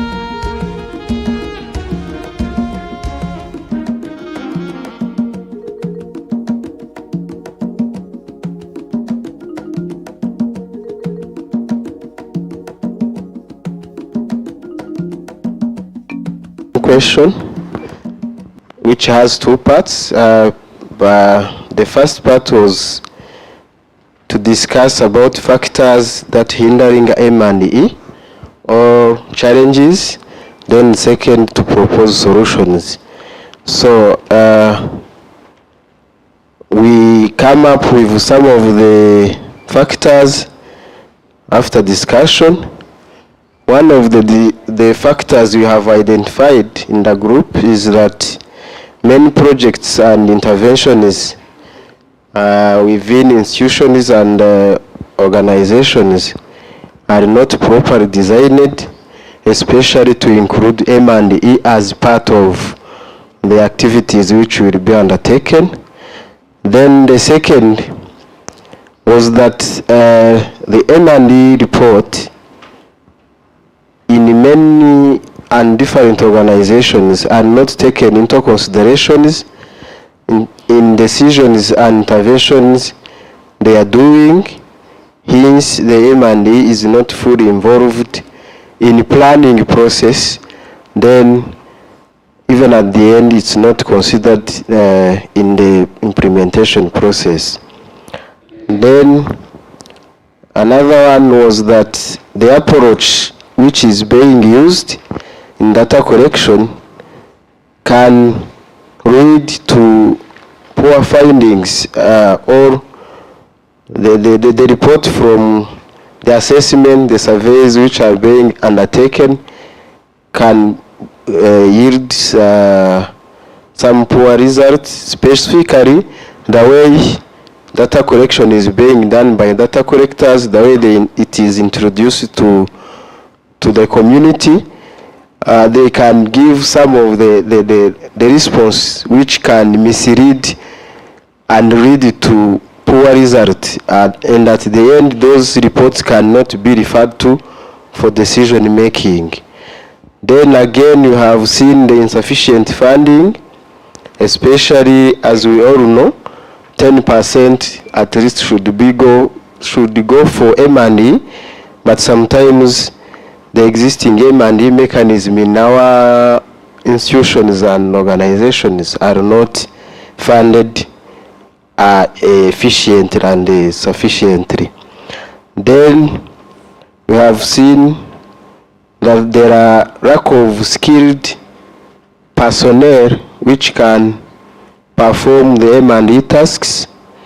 The last we discussed about the awareness among top leaders in the institutions, especially lack of buy-in of, we are almost done, lack of buy-in among the management of institutions of the M&E activities. The solutions we proposed, one is to ensure that the M&E reports and findings are effectively communicated so that we may have actions from the findings. Then we strengthen the participatory approach in planning and implementation process, as well as involving communities in the whole process.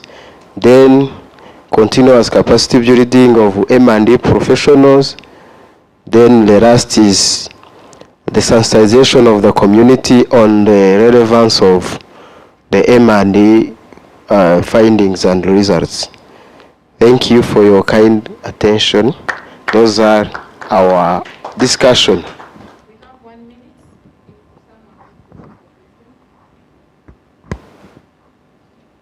1 minute for a question.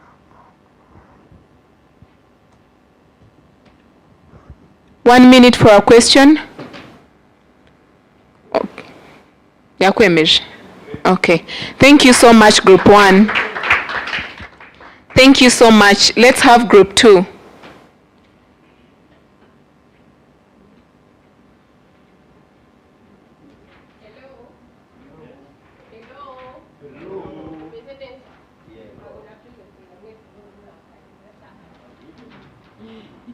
Are you ready? Yes. Yo tuvuze ngo are you ready mwese mugira ngo oh yes. Are you ready? Oh yes. Nabarushijwe ndi umuntu umwe. Are you ready? Oh, yes. Okay, thank you.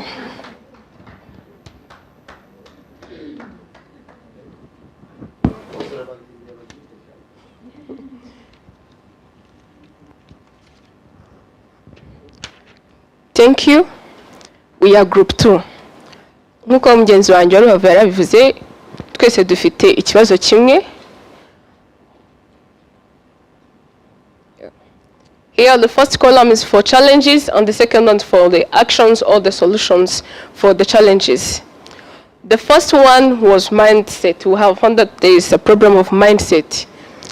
First of all, ikintu tugomba guhindura ni mindset, kuko niba tugiye gukora like niba ari nka CEO cyangwa se general director w'ikigo runaka, niba tumva what is M&E, the importance of M&E, kizaba ari ikibazo. Ubwo mu bisubizo twabonye bigomba gukemura ikibazo cya mindset ni raising awareness. Abantu twese tukumva what is the importance of M&E. Ese izadufasha iki, kuko tuzi neza ko iyo M&E yakozwe yaba ari internal cyangwa se external, biradufasha natwe as institution kugira ngo tuzamuke, tumenye ahantu dufite intege nkeya, ndetse na data zindi zazakenerwa n'abandi bakeneye like aba partners cyangwa se aba sponsors bagomba kubona izo data. Niyo mpamvu tugomba kugira ubwo RMA urimo kubyumva, tugomba gushyiramo imbaraga kugira ngo abantu bose bumve what is the importance of M&E, kandi koko bakanumva M&E ni iki, kwera iki tuyikeneye mu byo dukora byose cyangwa muri institutions zacu. The second one ni lack of evidence based data. Iki kijya gusa n'iki cya mbere cyo kuri mindset, kubera ko niba tutacollectinze data cyangwa se tutakoze M&E muri institutions zacu, data zikenewe zizabura. Ugasanga nyine ahantu umuco wo kuvuga ngo barajya gushaka data cyangwa collecting data, twakoze igikorwa runaka, hitabiriye gutya turahangaha, ariko ntabwo ushobora kubaza RMO ngo mwakiriye abantu bangahe cyangwa mwastinze abantu bangahe, ngeranyije ndabona bari nka 20 bangahe. Urumva umuntu uzajya gushaka data ntabwo azamenya ngo ese abantu babashije kugira amakuru kuri M&E ni bangahe. So abantu rero kubera ko tugenda tubura ayo makuru amwe namwe dukeneye, kubera ko babayobozi batari aware yo kuba ba collecting cyangwa se kugira ngo habeho M&E muri institutions zabo, kiba ari ikibazo.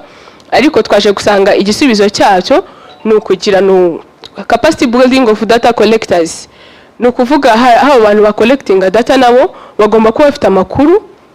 Ese data bagiye collectinga ni izihe? Kuko n'igihe umuntu ajya collectinga data ugasanga ntagazi ngo arashaka ibiki cyangwa akeneye ibiki. Niba umuntu atumva neza ibyo agiye gushaka cyangwa se ibyo akeneye, n'ibyo azajya kuzana nabyo azazana nawe ibyo atazi neza cyangwa se ibyo atumva.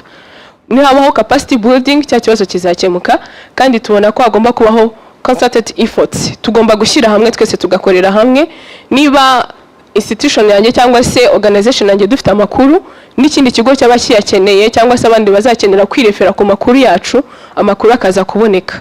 Ese amakuru yacu tuyafata gute, tuyasharinga gute, cyangwa se tuyageza ku ba partners cyangwa se aba stakeholders, amakuru barayabona uko byakagombye. Ikibazo cya gatatu cyangwa challenge ya gatatu ni inadequate resources. Sometimes dusanga munuze, thank you, muri institutions hari ikibazo cyo kuvuga ko conducting M&E sometimes bisaba budget. No bisaba budget, amafaranga ntayahari, ugasanga hari n'ikibazo cyuko nyine ba professionals bo muri M&E nabo ntabwo bahari, ntabwo ari benshi. Kikaba ikibazo nuko ngo ikibazo kigomba gukemurwa nuko hagomba kuba mobilization of resources na capacity building kugira ngo babe benshi biyongere muri human resources, ariko hagomba kuboneka na financial resources. The fourth one ni capacity building providers of M&E. Aha naho tugomba gushaka abantu nyine RMO cyangwa se tukakora n'ubuvugizi, akaboneka muri universities, akaboneka institution cyangwa amakaminuza yigisha M&E n'ababahugura ibijyanye n'ibyo ngibyo. Murakoze cyane. Waba afite ikibazo cyangwa igitekerezo? For the questions, suggestions, you are welcome. Anyone? Thank you.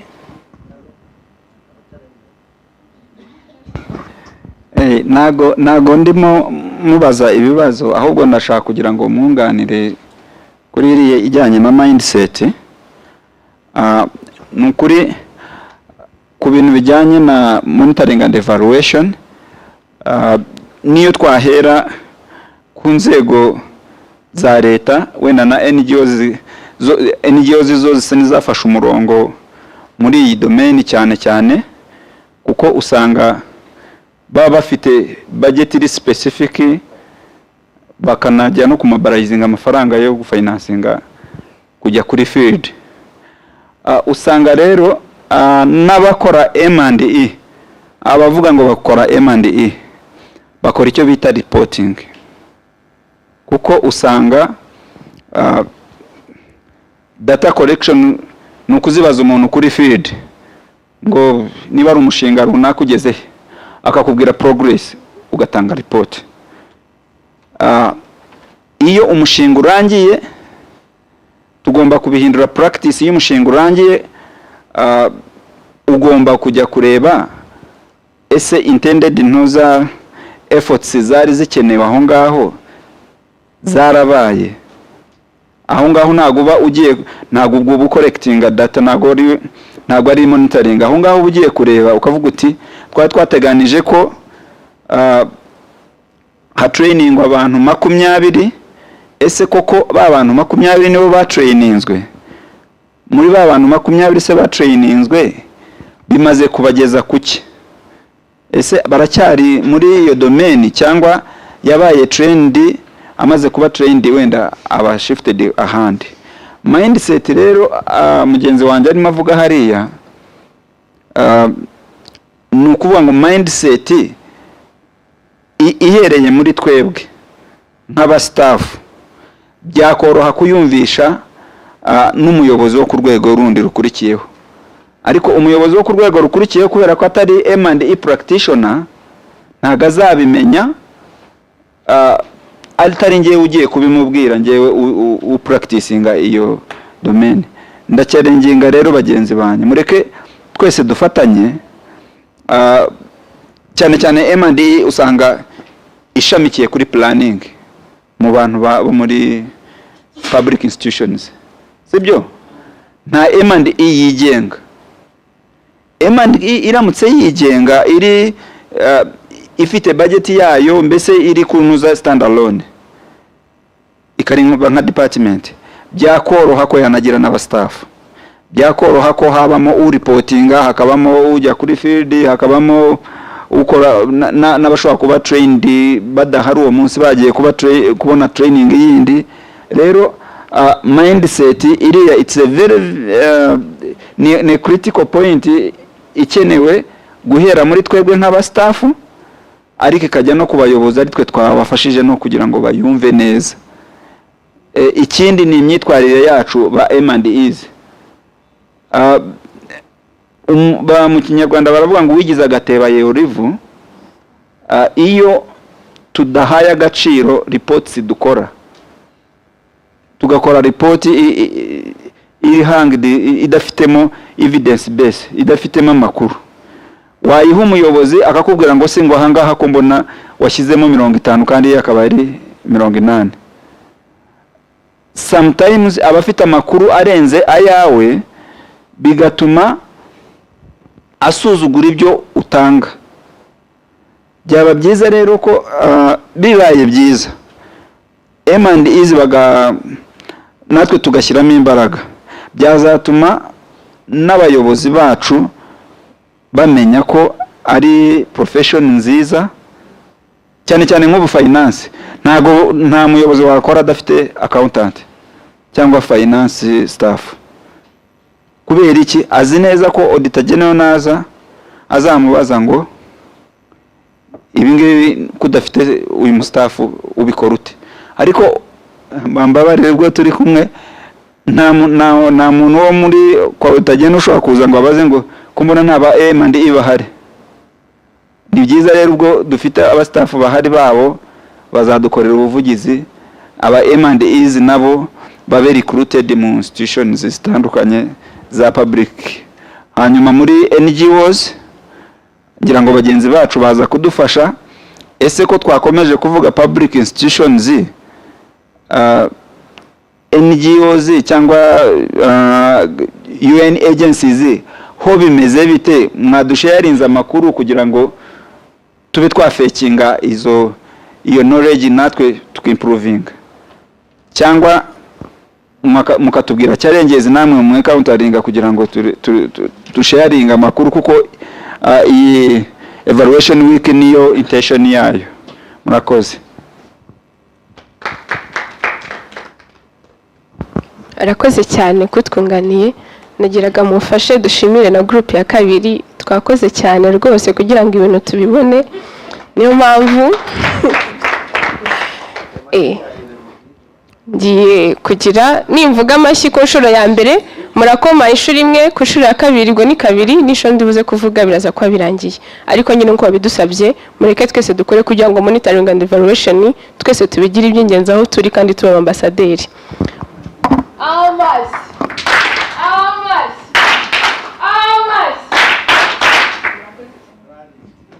Thank you so much. Group 3, please.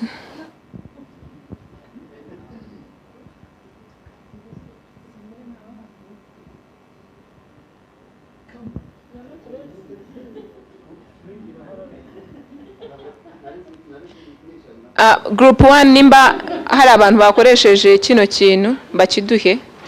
This paper. Group 1. Ntacyo ndaza babiduhe.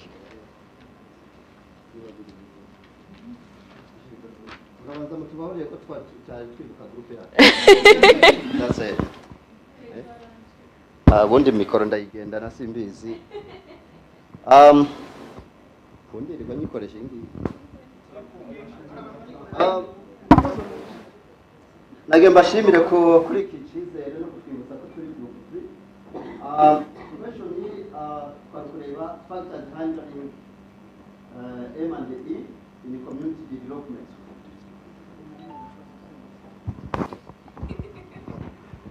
Okay, I'm getting followed on the line. Factors hindering M&E in community development. First of all, tubaze tumenye ngo M&E ifite akamaro akahe mu kigo. M&E nuvuga ngo ni idufasha kugira ngo tube efficient, to getting efficiency, kandi tubashe gufata timely and appropriate decisions. Factors handling M&E in the community development ya mbere ni lack of skills on M&E. Mu bigo byinshi usanga nabo bashira mu myanya ya M&E badafite ubwo bushobozi, ariko akenshi bikanahuzwa na cya kindi yenda umugide yavuzeho. Most of the case our leaders don't attach most importance on M&E. They don't know or ignore the importance of M&E in reporting, in efficient and effectiveness making of decisions. The second one is limited participatory planning. This is an issue that has been actually raised even by the representative of Gender Monitoring Office. Sometimes even those organizations that are coordinating sub-institutions actually don't involve those allied institutions. And sometimes they fail, especially when setting even monitor M&E tools. Those institutions cannot be effective in collecting data when they don't have or when they don't know information that they have to collect. So the third one is low consideration. That's actually what we have been talking about. The fourth one is limited resources. That's actually what you have been talking about specifically in the management of NGOs. Because most of NGOs are donor related. If donors don't give funds allocated to paying those M&E officers or specialists, sometimes NGOs cannot afford to pay those M&E officers. The fifth one is lack of M&E tools and functional systems. This make sometimes institutions or organizations work in an inappropriate way. After identifying all those factors hindering M&E in community development, our group tried also to develop interventions or appropriate actions that should be taken into consideration just to overcome those challenges we are facing too. The first one is continuous capacity building and awareness raising. Actually, this is what RMO has to do. It has to continue training our organizations, our institutions, also raising awareness on the importance of M&E in the management of organizations. The second action is emphasized or inclusive participatory planning. For data collectors or M&E, specifically those having other institutions that they have to oversee, they have also to make sure they are having all those tools that it can enable them just to collect all those appropriate or needed information to be adequate and efficient. The fourth one is resource mobilization through project design, expanding networking space, and fundraising activities. Fourth one is securing budget for M&E related services. That's what we have for you. Thank you for your kind attention.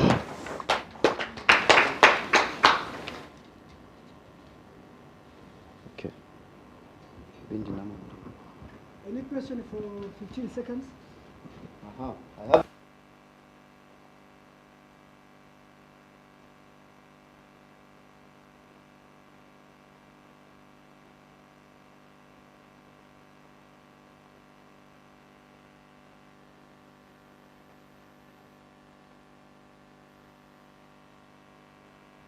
You can use that mic.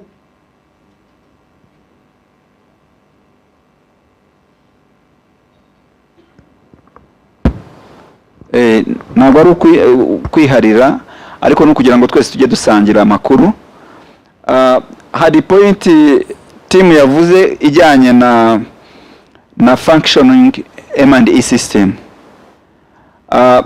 Ni ukuvuga ngo iyo ufite data ntuzisitoringe neza ngo zizabe basis ya planning y'ubutaha cyangwa se ya M&E y'ubutaha cyangwa se ya project design y'ubutaha, usanga utangira undi mushinga ushobora kufitanya isano na wa wundi ugasanga uratangirira kuri zero. Biba byiza rero ko dukoze advocacy ni input, dukoze advocacy twese mu buryo nk'aha ngaha aho turi abafite functioning M&E system imeze neza, ibimeze ite, ugomba kuba ufite M&E plan iri well structured, ugomba kuba ufite M&E tools ziri well designed mu buryo nujya gucollectinga data ufite templates zirespondinga kuri issues mwemeranijeho. Ni ukuvuga ngo mbere yuko ujya kuri field ugomba kuba ufite data collection tools nzima. Iyo ufite mushiki wacu yarevuzeho, iyo udafite data collection tools nziza uzana amakuru atari informative, wayageza mu institution decision making ntikorwe kubera ko amakuru ufite ntabwo ari meza. Ni byiza rero ko tuba dufite system, hanyuma ikadufasha kuraninga iyo ntuza kubera iri ari group nanjye ndongeramo indi input ivuga ko hari ikibazo cya ntuza cya shortage of staff baragenda cyane staff turnover. Iyo mufite umu M&E ari umwe akabona akazi ahandi musa naho mugiye gutangira bushyashya mbere yuko muri recruiting usanga mwaragize gap. Rero akenshi usanga ni muri M&E na planning usanga aba staff bagenda cyane kubera sinzi wenda mwandusha ariko usanga aba staff bahindura akazi kenshi. Byaba biterwa n'iki? Bituma rero iyo uko umukozi agenda niko abashyashya baza aza gutangirira kuri zero. Iyo mudafite M&E system rero yubakitse neza na karicya yo kuyikoresha muhera kuri zero ugasanga muhora mu gukora ibintu biri mu ntuza bitari well structured, ajyo tujya twita ngo nakavuye gukorera mu kavuyo. Murakoze cyane.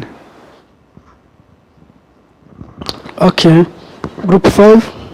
Group 4, sorry.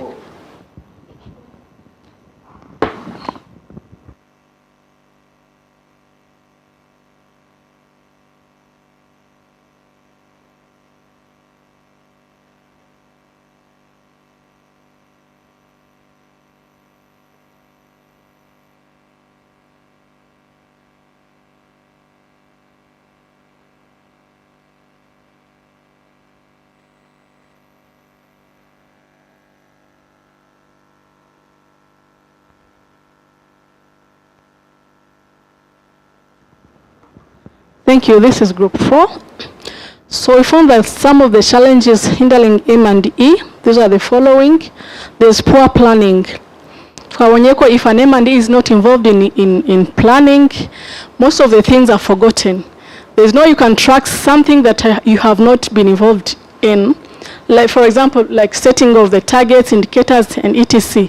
Some of them are messed up, so when you start to monitor the project, you lose the track, you don't know where to start, you don't know what to track. So that's one of the challenges. Another challenge is the skilled professionals. We are all M&Es, but if we actually see who has been trained to do this job, we have limited capacity. So, and there's no refreshing trainings. We are M&Es, but you can take 1 or 2 years without having any training in your domain. And some institutions you might be surprised they don't even have M&Es. So you find this one person is combining all the work. He's in charge of planning, M&E, designing, all of that. So another point is inappropriate approach of data collection. You go to collect the data, but you don't know which approach you're going to use. You need information, but you don't know how you're going to get that information. So that's one of the challenges. Another challenge is the limited resources and time. We have noticed that most of the institutions, they don't budget for M&A activities. You might budget for a project, the project is well funded, but the person in charge of carrying out M&E is not sponsored or is not planned before. So you're just there to fill the structure, but you don't have facilities to do this job. And when you get a chance to do it, for example, you go to the field, but you are given a small time to carry out this kind of job.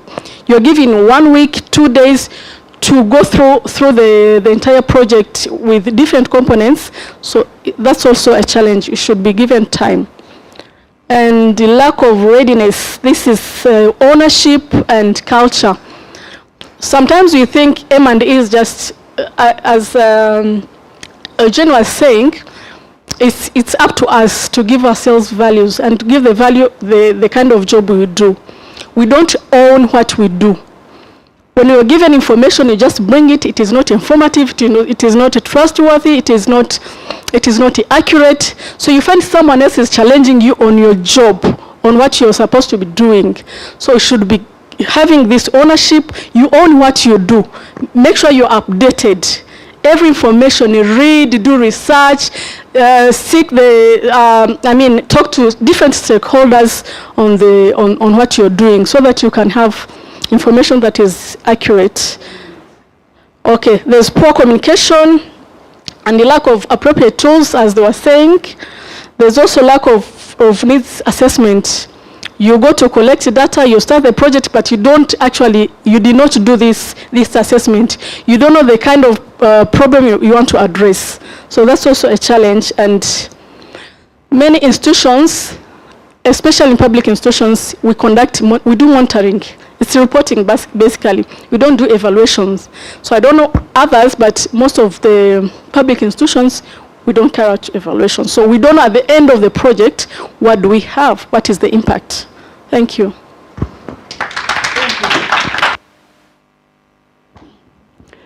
Thank you very much. The last point is very key. That's why I want to highlight that. So, particularly when you want to, you will hear it. You will very close those person who says, why always apply for NGOs? Maybe it's an example.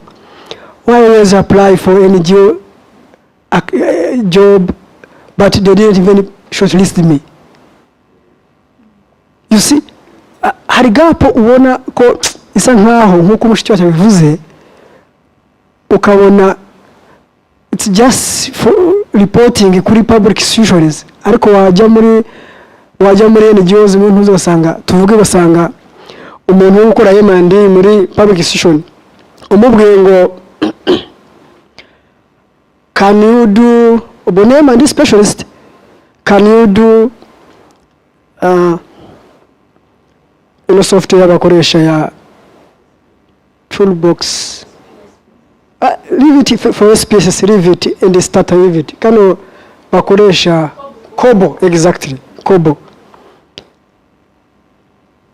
Ntashobora gusettinga Kobo, sibyo? Ntashobora gusettinga Kobo ngo ajya kuri collecting data azanalize ubwo nkazanye kwera presenter avuze ngo for public institutions it's just for reporting. I come to Mr. Agara, ask, have you done this? Yes, I tick. I go to this man, have you done this? It's your responsibility to do this. Just show me the report. Yeah, okay. Just I'll go and draft report. But really, is it monitoring and evaluation? Sinzi na mwakivuze ko arandi mu bindi, ariko iyo gap, let's work together. Niyo mpamvu iba yitwa ngo ni umuryango wanyu wo kugira ngo twungane ibitekerezo, duhurize hamwe to bridging that gap. If you're M&D specialist in a public institution, you can even do that in UN agents, you can do that in NGO, UNICEF, USAID, bakagira. Ariko uzumva kenshi public institution wako applying, no, you are not doing M&D. Siko amazing, ndabeshya. Yeah, so ni intervention n'imfashe nanjye, ariko hagize wagize indi concern twagira, ariko twihutisha ku buryo dufata presentation yindi ikurikiye.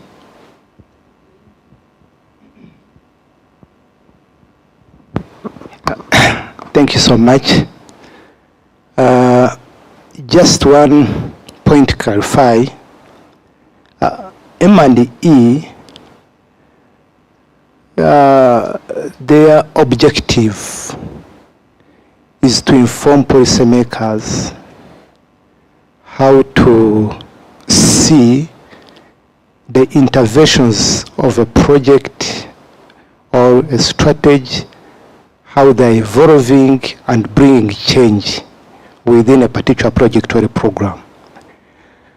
In the public sector,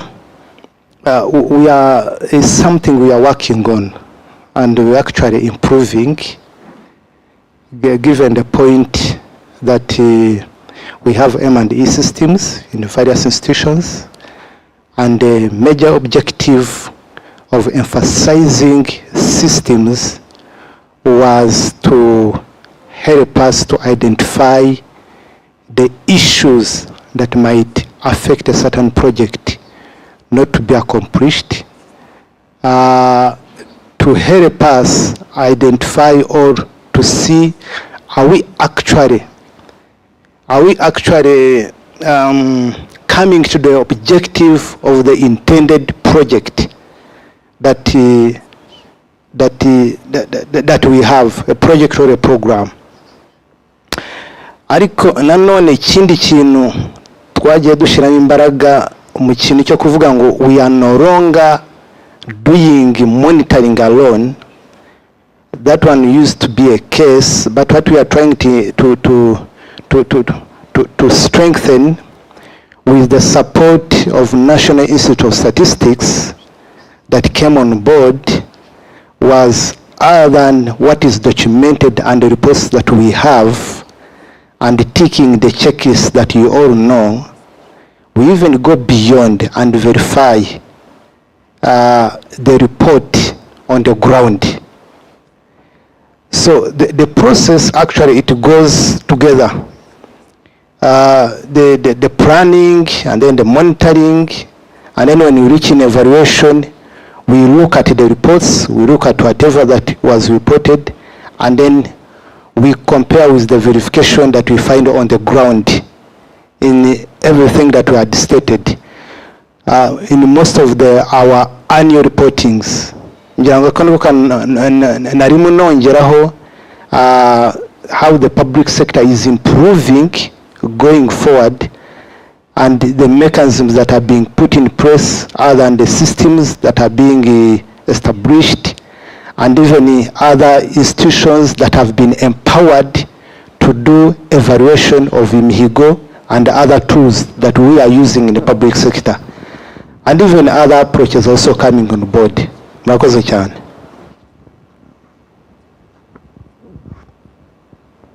Murakoze. Banje gusaba uruhushya rwo kuvuga mu Kinyarwanda, Icyongereza cyanjye ni gike. Nagira ngo mbaze ikibazo vuba kimwe. Ese budget cyangwa amafaranga akoreshwa muri M&E are located kuri administrative cost cyangwa abari located ku bindi bikorwa? Ntacyo none impamvu nkibajije, twanagize amahirwe hari abantu bo muri Minecofin ama project menshi iyo batanze call for proposals usanga hariho condition yo kuvuga ngo administrative cost ntabwo igomba kurenza 20%. Hano dufite urubyiruko rwinshi rwa accessinga amafaranga yitwa small grant itarenza miliyoni 50. Sometimes ugasanga project igiye gufata imyaka 2, ubwo administrative cost ntabwo igomba kurenza miliyoni 10, 20%. Noneho izo miliyoni 10 urahayaringa project manager na accountant ntago baburamo. Ubwo amafaranga noneho yandi ya monitoring and evaluation araturuka hehe? Niyo mpamvu usanga project nyinshi, even reports,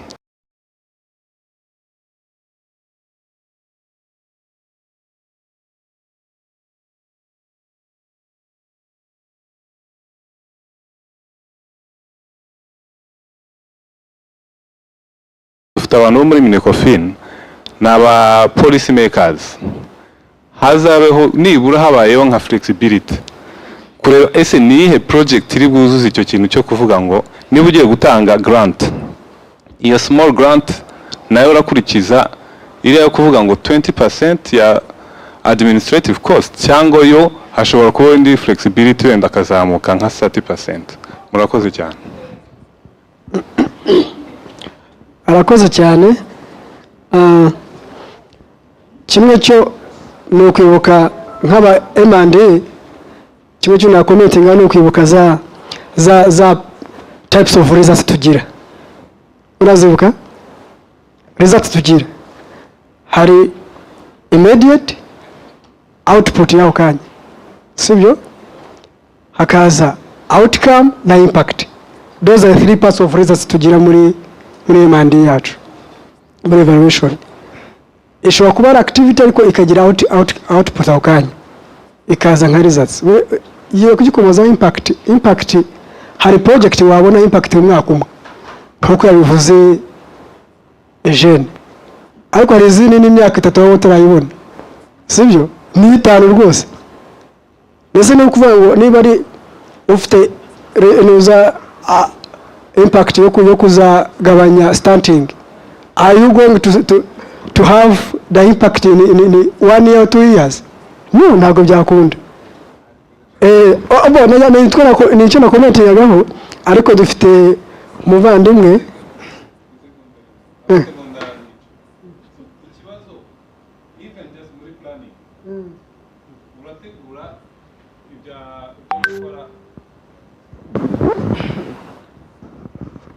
baseline survey. Uraba utakoze na baseline survey kubera yuko udafite iyo fund yo kubikora.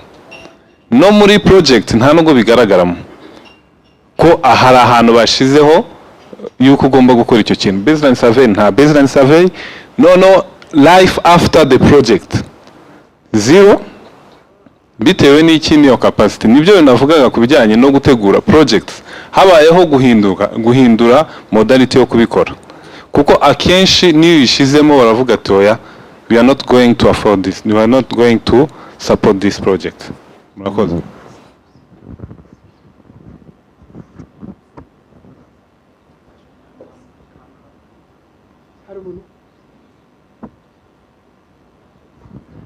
Ikibazo ni fundamental,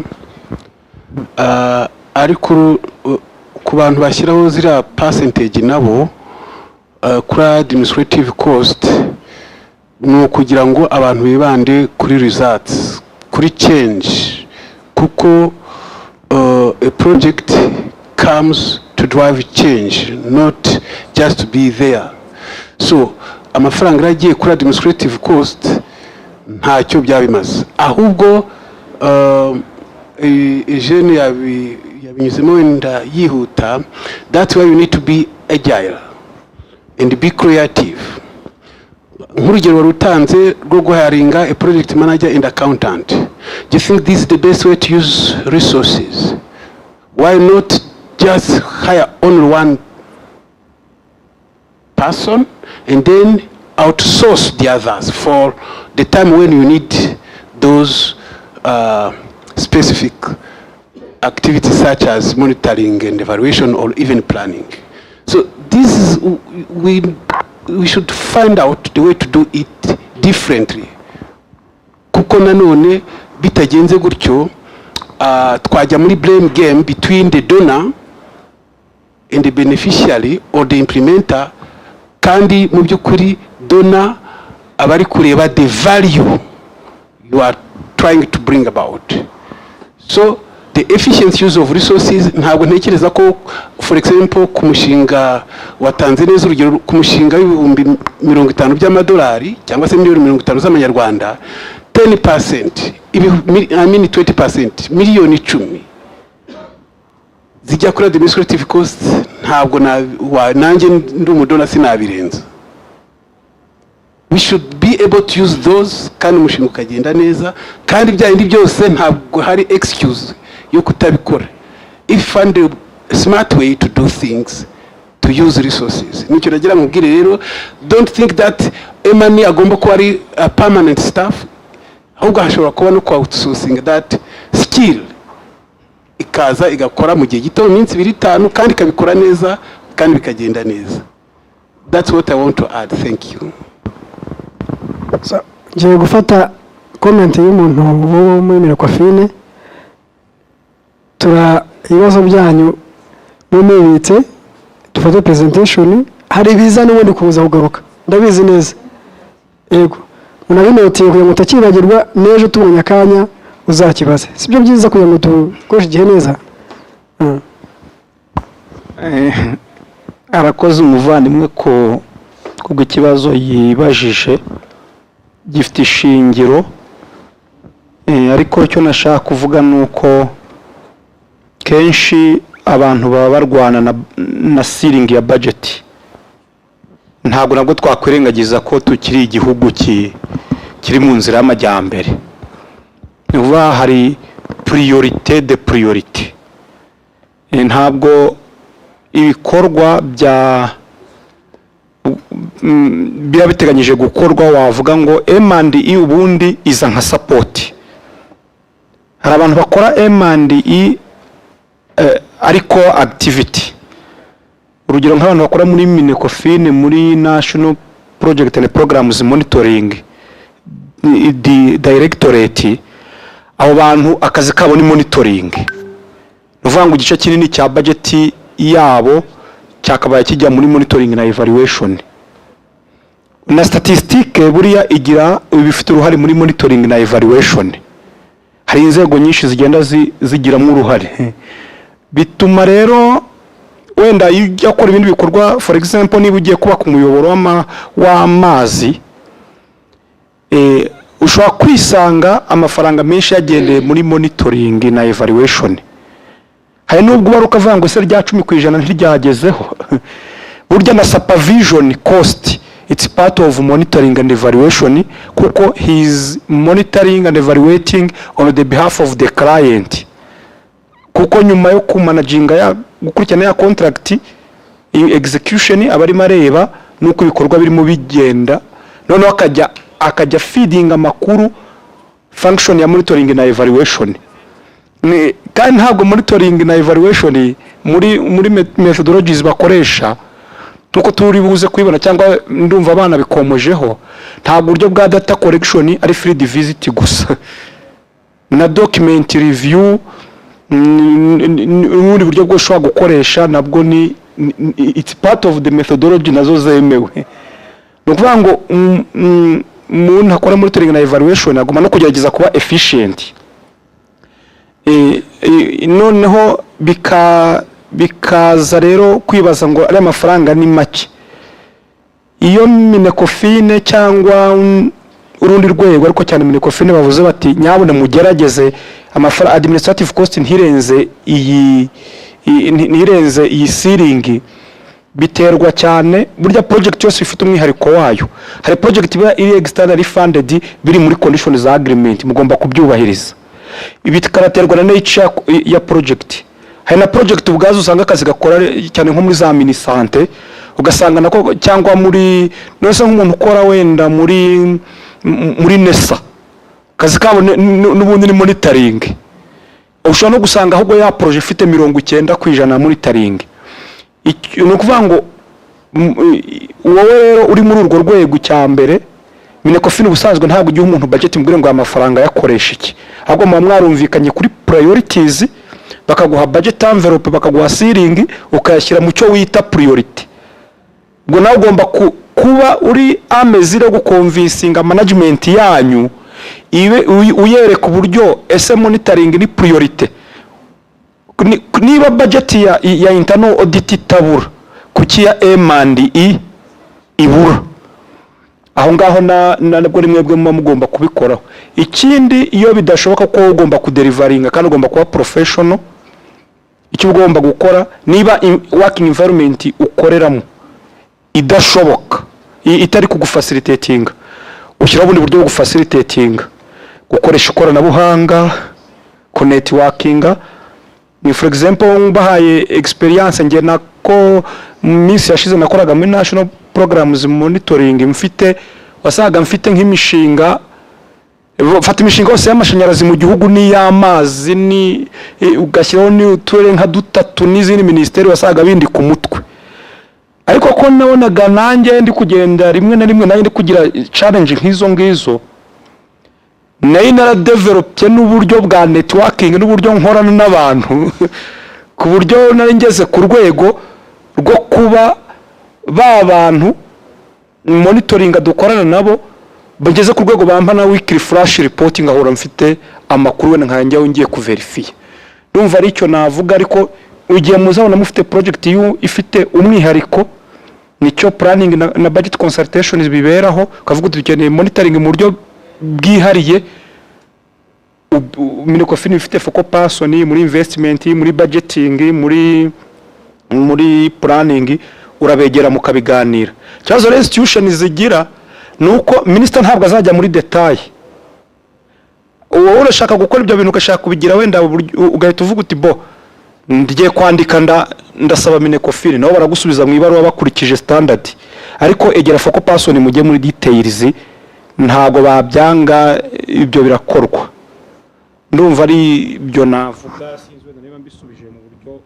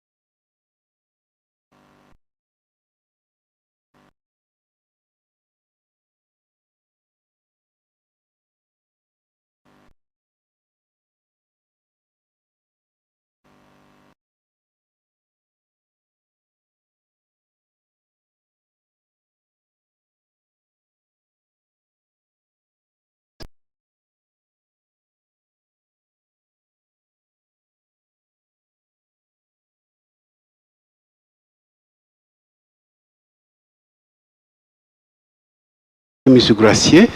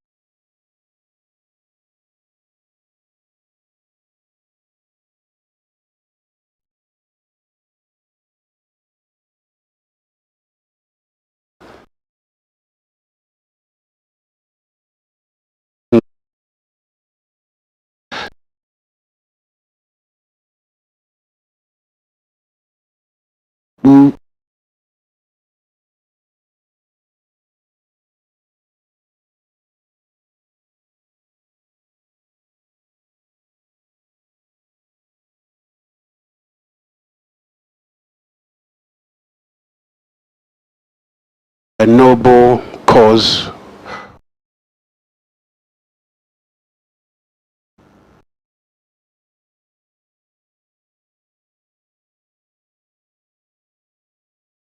Yeah. It's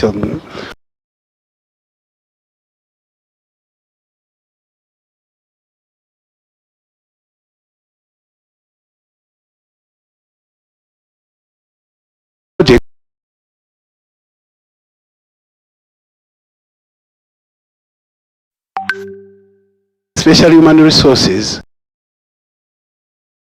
effective are those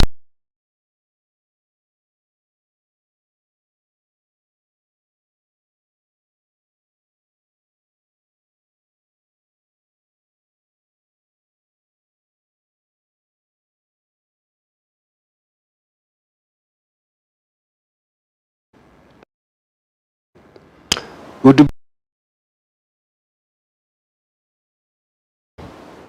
the person is going to work on the project. Do we really need him or her permanently? I'm not sure. This is the question to be answered. No, no. Hejuru, subira hejuru. Just go to the just go to the slide mode. Yeah, kunoza.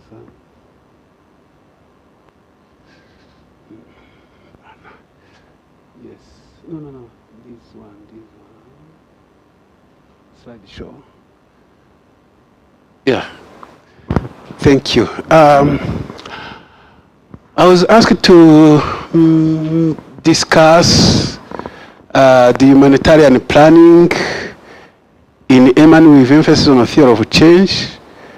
In an emergent situation, the role of agile learning in building resiliency. And when I saw that theme, I was saying, where do I start and where do I end for that? And I was saying, maybe we can start with those things which we see in our daily life. Next. One of the questions is, as you can see, that's what we see, baby crying, and you can ask yourself, why is the baby crying? That's a question.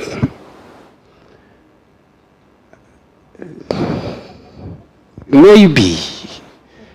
And is that true? Is it because he or she needs, I don't know. Is there any logic behind this crying? Is there any logic? And then, what does the baby expect when he or she cries? What does she expect? Because what we see, she's crying. Next. Then you can see that this may be the first year of change for the baby. The logical thinking there is that cry, then mommy and daddy comes for needed care. That's the theory of change. Very easy, isn't it? We are done. We are done. Because that's theory of change. Cry, oh, dad and mommy comes for help. At the same time, we would ask, what is going there between crying and mommy and daddy coming? And what if they come and they just come? Next.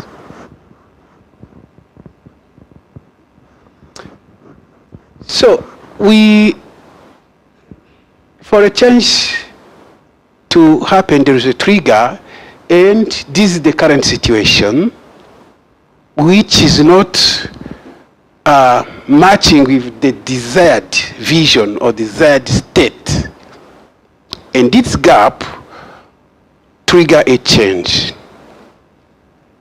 Maybe, as the first question we asked, when we saw the baby crying, we asked why, and there were some answers. Next.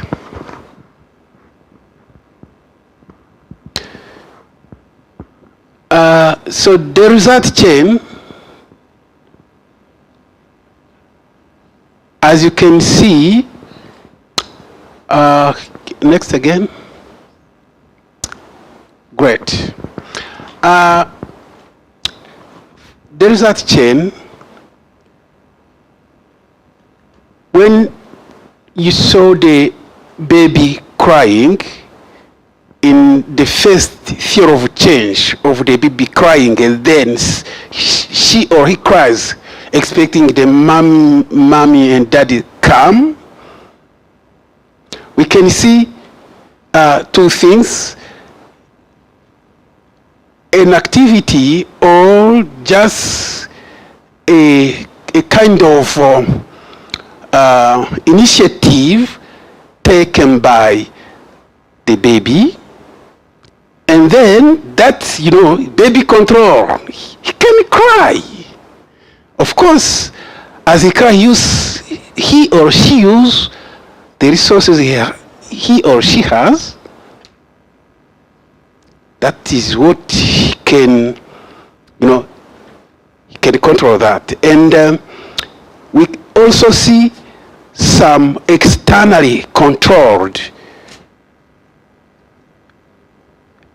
aspects of element of that first theory of change by the baby, which we are trying to compare to the result chain we all are aware about. And starting from the left hand, where I see the current situation, maybe, as one of us tried to answer to the question, maybe the baby is crying because she or he is hungry, that is, he's not well. And what we see the baby is doing is just crying. He's trying to process.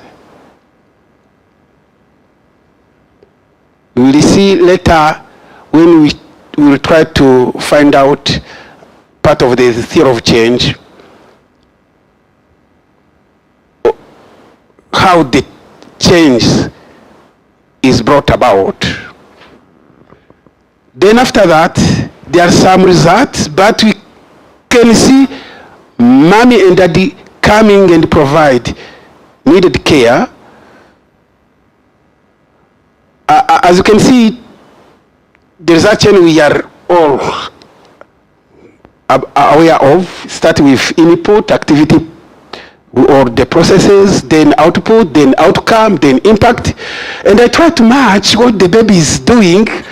The first graph we tried to show, and I was thinking, maybe you'll correct me, because I needed this session to be interactive. I was thinking the first, the factor of all the crying, when baby cries, this is just an activity, which is at the level of, the second level of the result chain. Then, when mommy and daddy come and provide needed care, this, it's just an outcome. You will correct me because I'm not sure. I'm wondering, is it true? You will correct me. Because that's what our colleague Asian was trying, that's what you discussed this morning. So, and I say that we didn't show it. And after, when mommy and daddy come and provide care, like breastfeeding, such what mommy will do, maybe trying to see, why are you crying? Give. Maybe if the baby is hungry, after getting the needed care, baby will be well. And this, it is a kind of, I was saying, that would be an impact. But I'm not sure. Do you have any comment about that? I'm not sure. I was saying, we don't have output, we don't have input.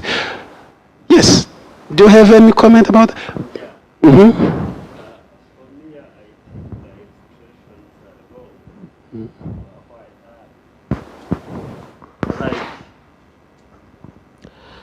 For me, the baby crying, it's not an activity.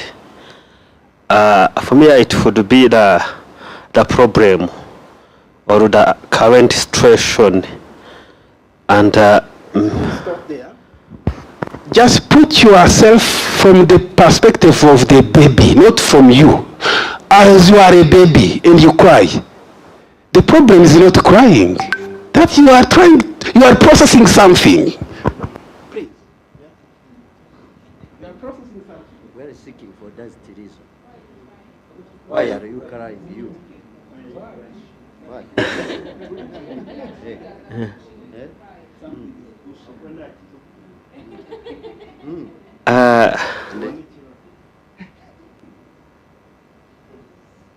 For me, Just put your shoes in the baby. Because that is the perspective. Not from you as a monitoring officer, or not from the perspective of the mommy and dad.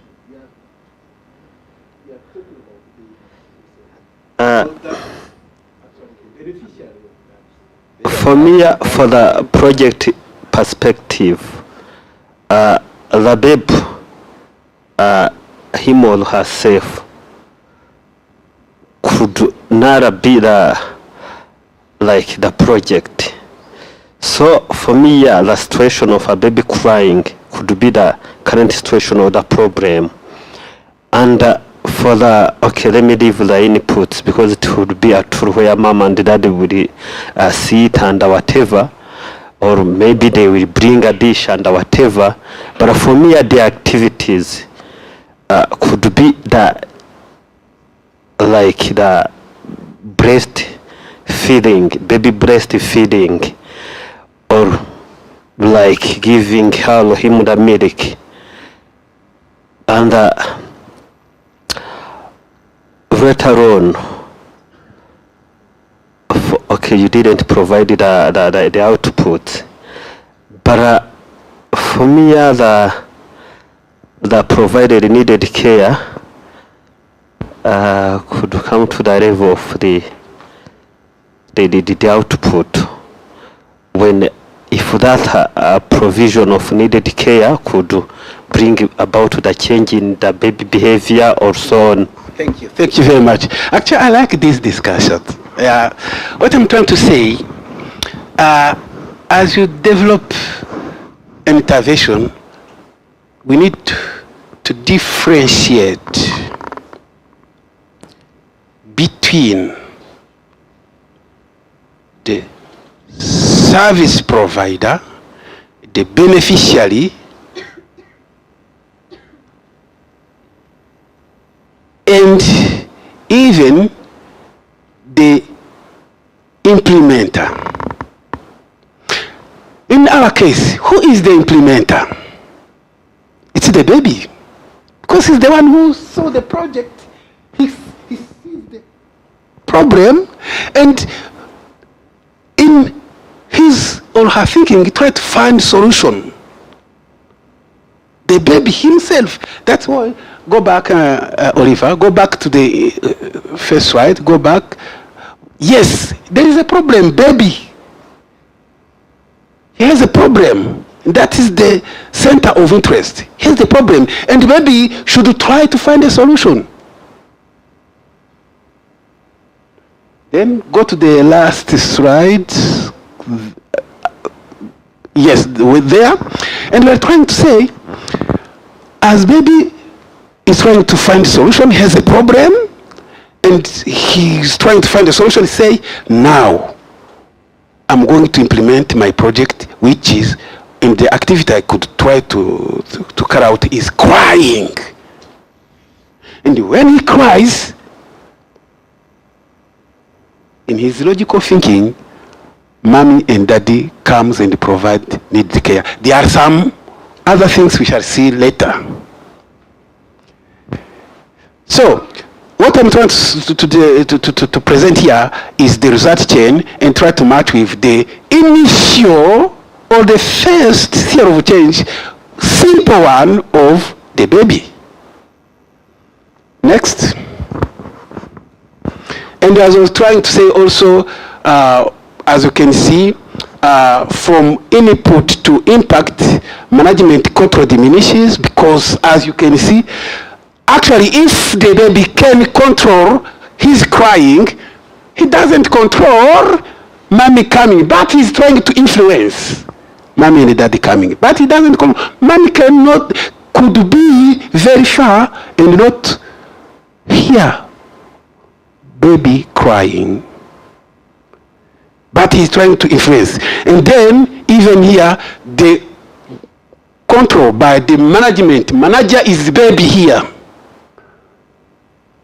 It goes diminishing. While external factors are becoming more important as we go rightward. Of course, that's where now mommy and daddy come and take everything in control. But what if, for example, there the problem was not the baby was hungry. Maybe the problem could be a problem of illness. Doctor would come also. And doctor doesn't control. There are many things. That's why we say, as we go rightward, there is increasing external factors becomes more important. Next, Oliver. So, as we try to understand the theory of change, we should understand its meaning and then what are those elements of the theory of change. And as you can see it, just a theory of change is a simple thing as a hypothesized series of change that are expected to occur in a given context as a result of specific integrated actions. Yes. Hypothesize series of change to come, and then as they are come, they should occur in a given context after, as a result of some action you are trying to implement. So there are two main element of component of a theory of change. Very simple. One is systematic process. A theory of change, it's a systematic process. Two, it's a set of product. Just as simple as that. Because it's a systematic process, because it's a set of critical analysis steps. We shall see later what it means. And then a set of product, kind of change pathway diagrams, narrative, logical framework. It is very easy, isn't it? Is it clear? Yes, very simple. Next. But why do we need a theory of change? Is it important? Do we need it? Yes. Let's see if we need it. First of all, because as we saw it, it's a hypothesized series of change which must take in a given context as you implement integrated action. Then this theory of change will help you to avoid implementing a mistake. That is very important then, because whoever wants to implement something, he doesn't want some mistake, isn't it? In the quality management, we are trying to do some poka-yoke or mistake proofing so that we avoid mistake whenever we can. That's what Toyota or other company in manufacturing do when they try to, initiate, to put in place those poka-yoke to ensure mistakes are avoided before they actually occur. The example of poka-yoke or mistake proofing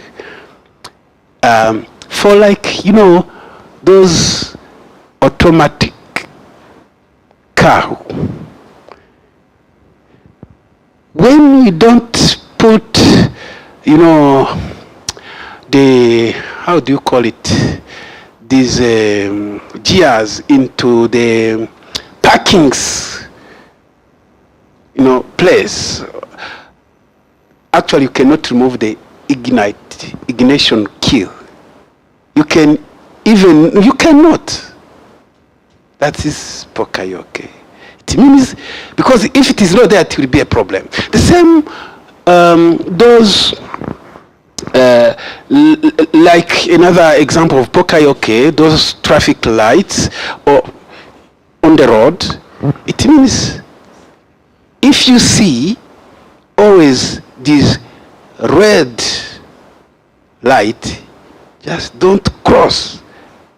If you cross, then you might expect something bad. Mistake proofing. The same computer would, you have seen those computers when you are trying to, depending on Excel. If the Excel says now it is set to put all the numbers and you put letters, it will say no. That is a poka-yoke. So we are trying to avoid implementing a mistake.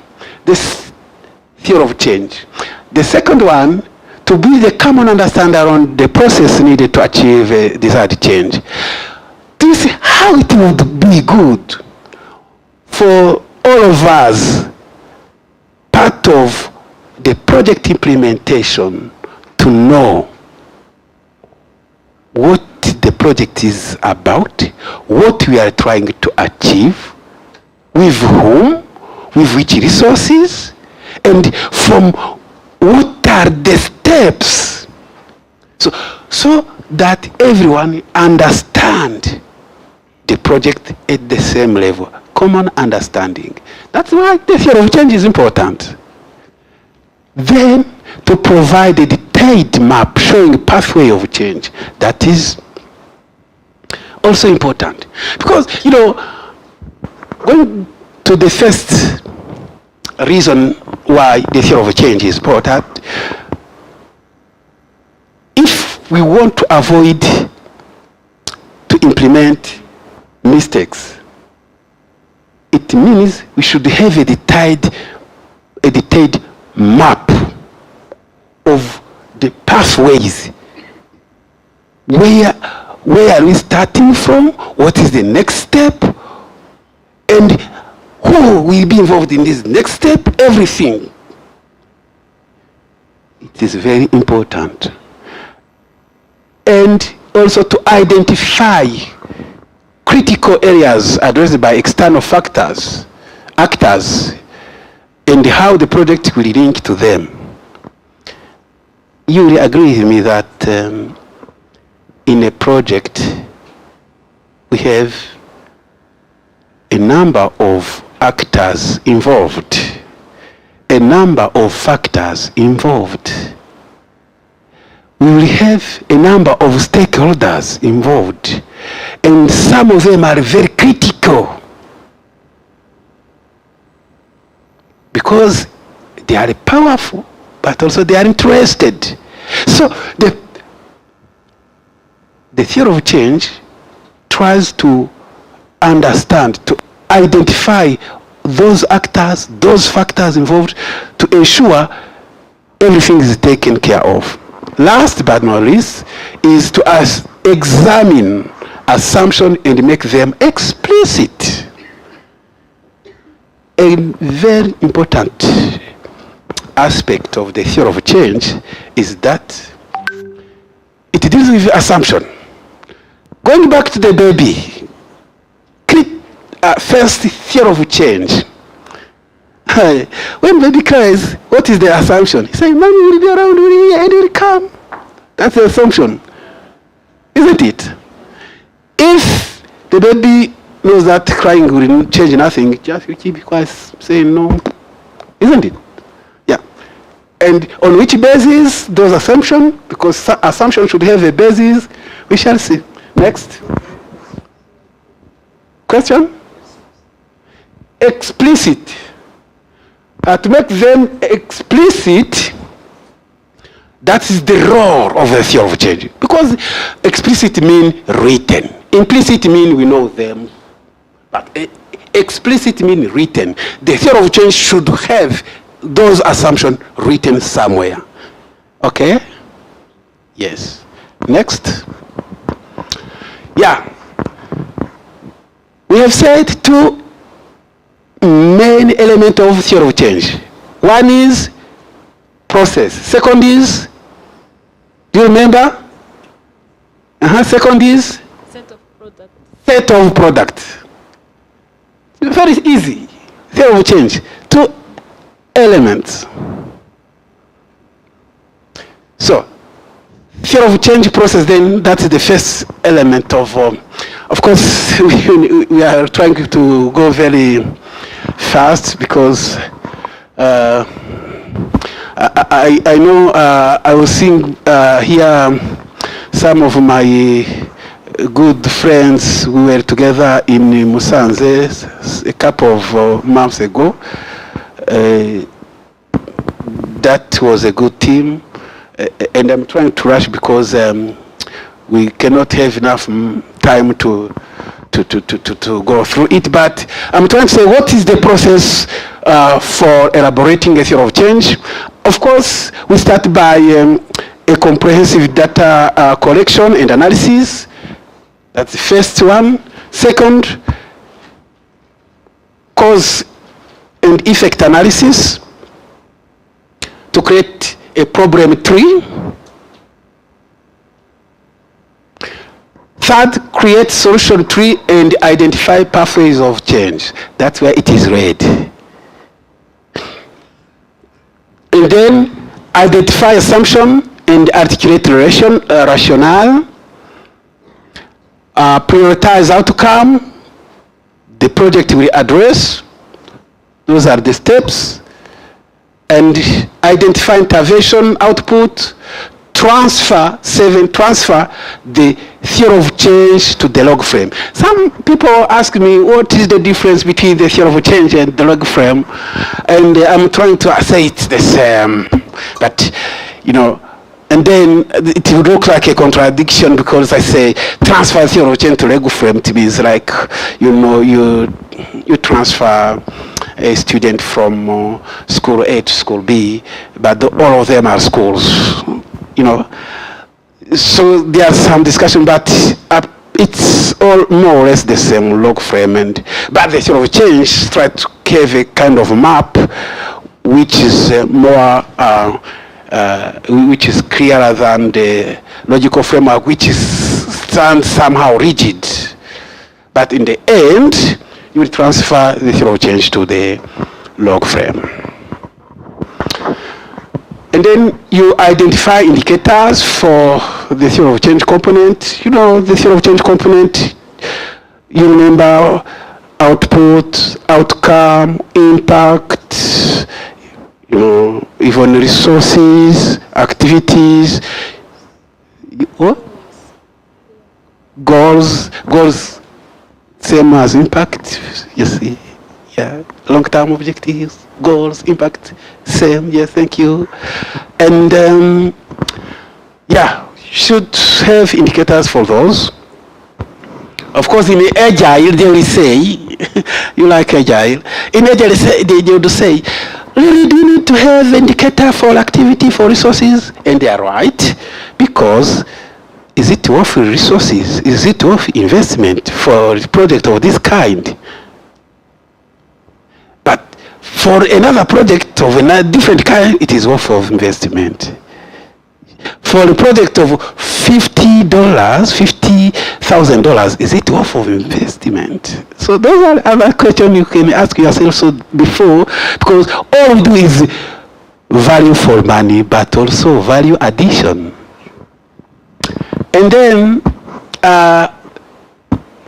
you also complete some documentation, and then very important here, the last step of the process, review annually at minimum. It means a theory of change is not a blueprint which is there, cannot change, because in agile thinking, everything can be reviewed, can change, because the information we have today might be different from the information we have tomorrow. And when we receive an additional information which can help us to review, to redefine the theory of change, we should do it because it is adding value, isn't it? Yes. Next. Now, because, you know, I'm mixing things again, because I was asked, because it should be in the agile learning, in emergency situation, then I was confused, then I said, how can we put those things together? And I say, let's see what agile is saying. And I remember that for agile, they are talking about the adaptive approach in program project management. And I was saying, let's see how that could help learning, and considering those, especially, I avoided the hybrid and the other things which are more complicated. I just looked at these three characteristic or type of, agile learning: iterative process, incremental, and agile itself.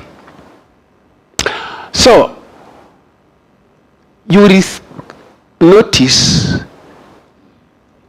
a common characteristic, which is dynamic requirements. It means, what does it mean, dynamic requirements? It means, at the beginning, like the baby might say, the requirement means mommy coming and take care. That's the requirement.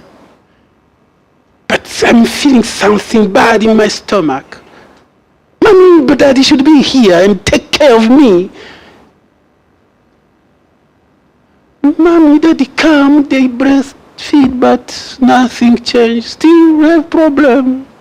Maybe there is some, there are some other problem. The requirement should change. Doctor should also come and see what is inside. You see,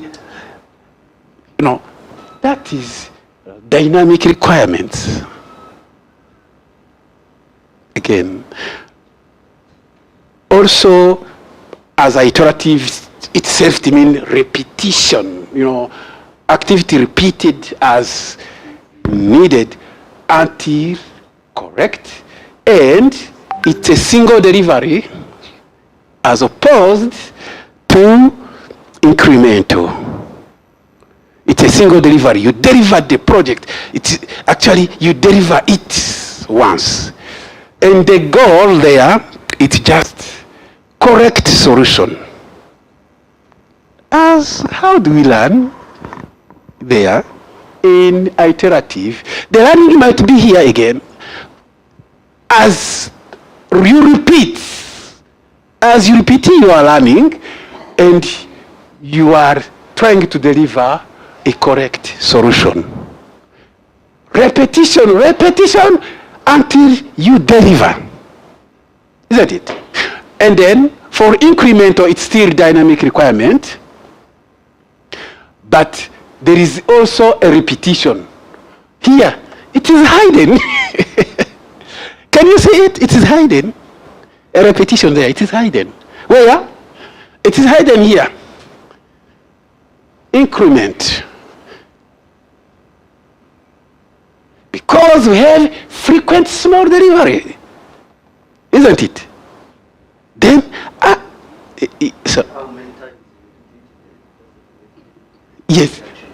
yes. And the difference there is, you know, small increment. We don't want to deliver at once, depending on the nature of what we are trying to deliver. We want to deliver some increment, you know, some addition, some value addition again, some value addition. We'll see another concept which relates to that, which is the minimum viable product or the minimum business increment, which allows also to learn as we are planning, as we are implementing, but also as we are monitoring an intervention. And the goal is speed. It's very different. You see, here, the goal is correction. But in emergency situation, now the goal might be speed, because we need to deliver. Because if you don't deliver quickly, some increment which would help, then we'll have problem. Speed, provided what we are delivering have some minimum viable product, MVP. Now, in Agile, repetition, learning, you see. I have highlighted here dynamic requirement, which is something common, but also you can see yourself that repetition is hidden everywhere, isn't it? Isn't it? And when I was doing my, do you want to talk to me? When I was in my primary and even secondary, I remember what teacher was saying. Repetition is the mother or the father of good performance at school. That's what I was told. Is it true, Oliver? You know, Oliver cannot commit herself.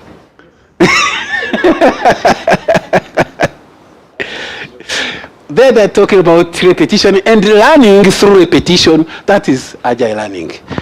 Have I answered the question on how throughout the process of the theory of change also we can have some agile learning in the emergency environment? I could just see, especially I see here some learning aspects, especially for the incremental when it is possible, because there are those projects which doesn't allow increment, because we need the correct solution. A small mistake is as bad as no project. You know, there are some sector where mistake is prohibited, like in the aeronautic, small mistake, even in, you know, also in health, you know, who knows? So, next, Oliver. So, we are also, the second element is the product, set of product. So, we are talking about 3 products, a conceptual program, a conceptual diagram, which is always referred to as a theory of change when you see the project document in the formulation. This conceptual diagram, that is where people say, this is the theory of change. Of course, that is true, but the theory of change is everything in the project. And the second one is the metrics, the indicators. Third one is the complementary documentation, you know, all those documents which relate to the project or to the program or any other initiative we are trying to deal with. Next. Yeah, that's the kind of a conceptual model of a theory of change. As I was saying, this is an example. There are many others, but this is an example. And as you can see already a kind of the result change there. The output, outcome, and impact.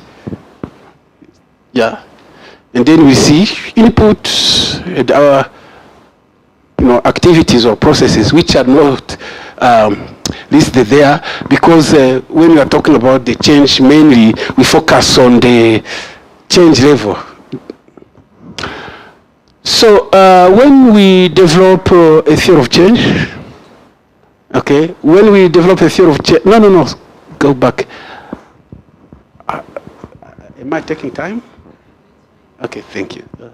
So when we develop a theory of change, the entry point is the outcome. That's where the baby did it very well. If you remember the first theory of change of the baby, she was actually focusing on outcome. Impact, no. Output, no. It was dropped out. Just outcome. Daddy and mommy come.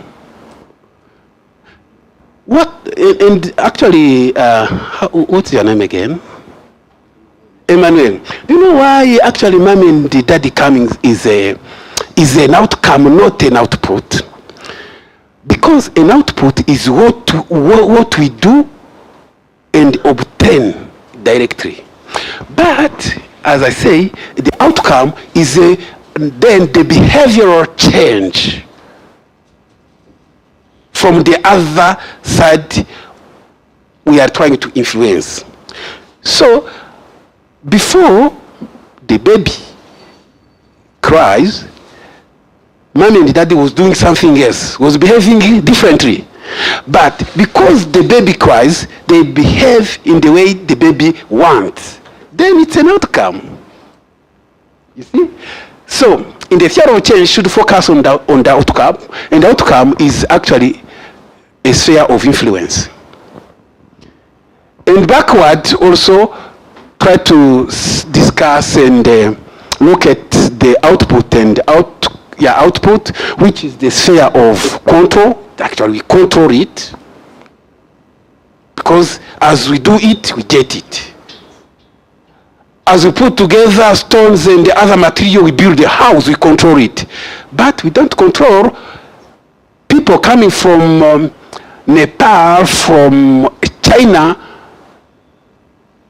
to spend a night here in this hotel. We don't control, isn't it? Yeah. And rightward, we have an impact, which is a sphere of interest, and we don't control, as I say. But it's very important, because whatever we are trying to do, we are trying to contribute to that impact. And when we go to the complex, now let's drop out the idea of the baby crying, to the complex intervention. Normally, this impact, it's the goal or the long-term objective. Normally, in our project, don't design it. We pick it from the NST1. If we here in Rwanda, that's what we pick it, the objective, the goal in the NST1, that is what we pick, and it is the impact we are trying to contribute minutes. To. Sorry? 15 minutes. Yes, I think I will be done. Thank you. After that, we also have some other element which might not be found elsewhere. Those are, look, as we have the output here produced, which should lead to outcome, there are some other element or some other aspects comes into play, and those are the assumptions. The same applies here. For the outcome to contribute to impact, there are some other aspect which comes into play, and those are also again the assumptions, and those are the preconditions for the impact or the outcome or the output. Even here, what we didn't show, the activities to read to output, there are some other precondition. Even for input resources to be used, there are some other precondition. But here we don't discuss, because we are focusing on the change. Next. Yeah, let's discuss the assumptions. So the assumption, all of us have done, at least in O level, some mathematics, algebra. Yes, algebra. Assume x or y is this, like this. Let's say a rat, assuming itself a lion, then should say I will just kill this cat and eat it for my birthday. That is, in algebra, in mathematics, that is allowed, isn't it? But for the theory of change, it's not allowed. This is not an assumption. It's not. It's not just what to think, what we try to imagine. No. Assumption in the theory of change is what we think is true or accepted as true. It's shaped by value, belief, experience, education, and the profession. It's often implicit and subjective. But the theory of change then, why does it come? It's to make them explicit. Because we'll be writing them so that if someone else comes in the implementation of that project, he knows that is what we assumed. Of course, because it's subjective, those who think is true, later it might not be true. And when it is not true, what do you think about that? When it is not true, it becomes, an assumption becomes a risk.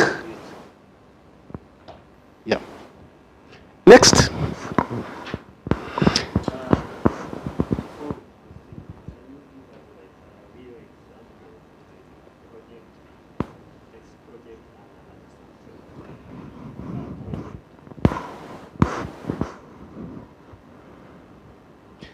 Like let's say in a project of agriculture in Wijesera district, we are trying to grow cassava.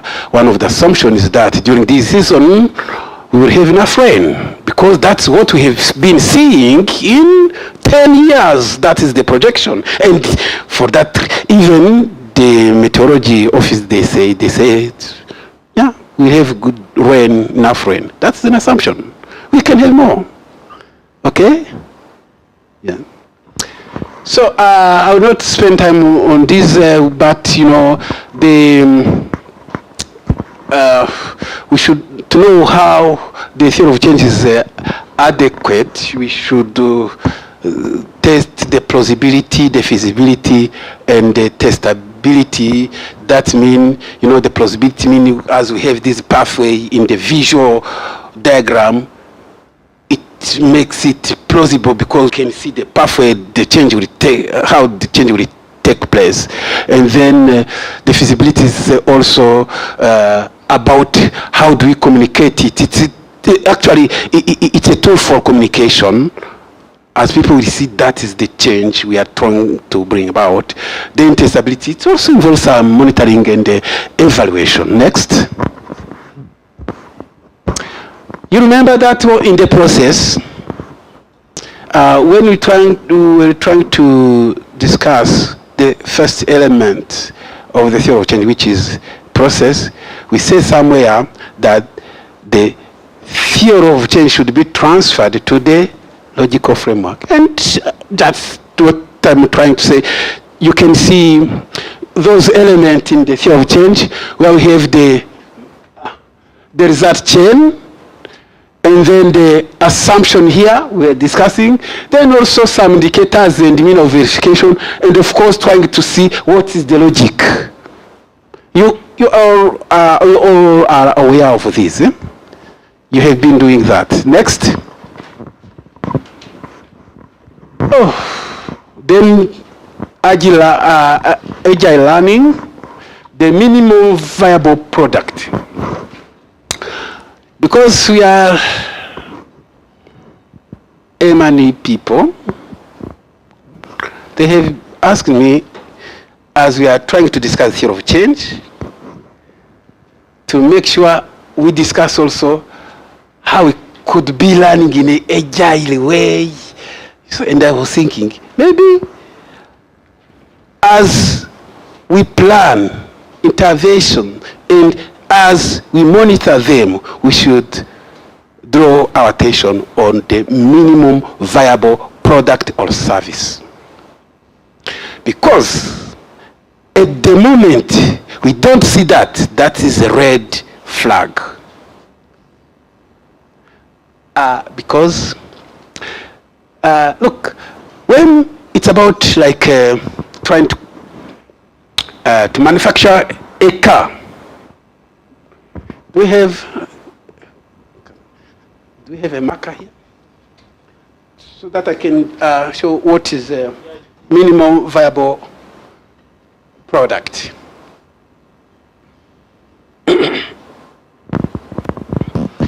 So now what I'm trying to say, we are going to manufacture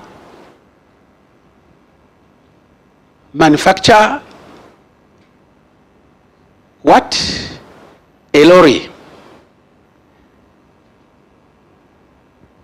Or let's say just a minibus. Now, I'm going to show you two products and you will let me know which is a minimum viable product when we are trying to manufacture a minibus. Look, the first one is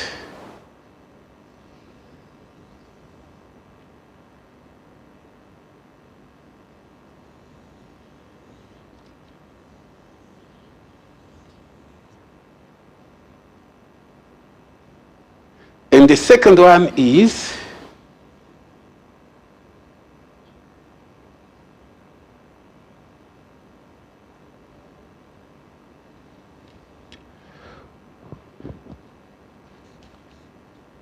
product A and product B. What do you think is a minimum viable product?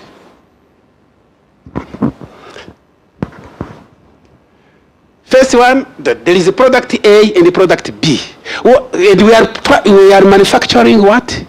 A minibus. Not any car, because there are many design. It's a minibus. What do you think between product A and the product B? Do you think is a minimum viable product? What do you think is an MVP? Sorry? A. Who think it is A? You. Who think it's B? The others, what do you think? I can see those thinking it's A. You think it's A, and some others think it's B. What do you think, others? So either A or B. So it's both. You know, actually, the minimum viable product, maybe as we are trying to manufacture something, at the stage we are we leading to the final product? Like here, what will be this kind of minibus? What is it? But here, it just, you can see where you can put tires, and then, it's a frame now. That is a minimum viable bus, isn't it? It's an example, of course, Okay, yeah. Next. So, also, as we are trying to monitor and to plan and implement in the way of, in emergency situation, we also can look at MBI, minimum business increment. And there is a definition there. It's a smallest amount of value that can be added to a product or service that benefit the business. And its advantage, it's because it helps the team to deliver some value sooner. And you remember, in emergency situations, sometimes we need to deliver very soon so that we can help people, we can save lives, So, is it me? Sorry. So, the minimum business increment, as you are in emergency situation and you are trying to learn, also it's And that is part of the theory of change also, because, you know, we are delivering value, but we need to see if what we are delivering make a sense for the business or for your organization.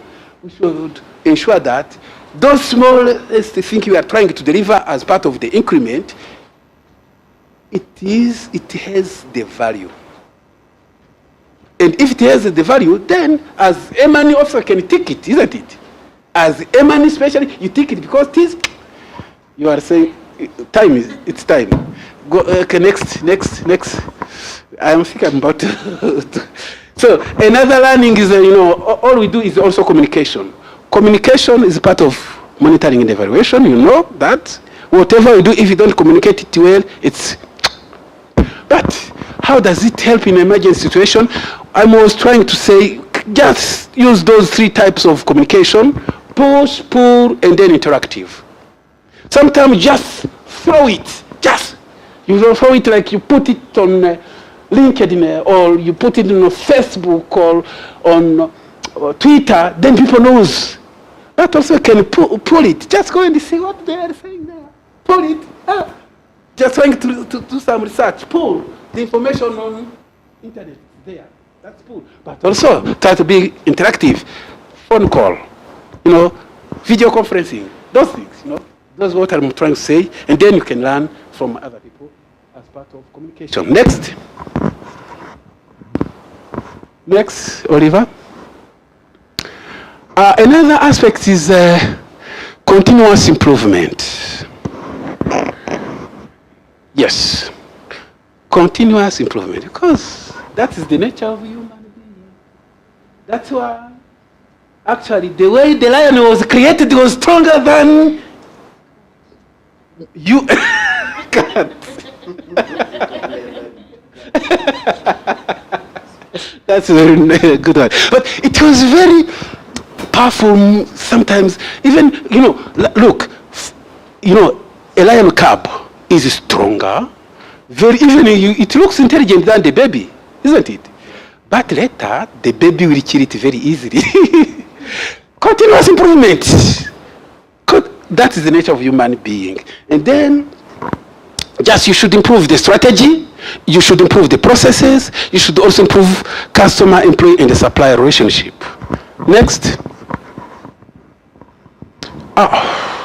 Another aspect of learning, as we are trying to work through the theory of change, is the CPOC. CPOC stands for supplier, input, process, output, and customer. But I will be very quick, Oliver. So, most of the here, and it is part of even the first slide, you can see that there is a boundary for the process, and that is normally where the learning should be focused. How do we improve our process? But also, how do we deal with supplier, with input, with output, with customer? And this is the next slide, maybe. See if this is the next. Go to the... yes, VOC. Voice of customers. So there, I think that is where we are failing mostly. And you know, this is VOC. It should be our attention, me at home with my children, with my wife, with all my friends. It should be my attention, me at work, with my boss, because I'm his customer.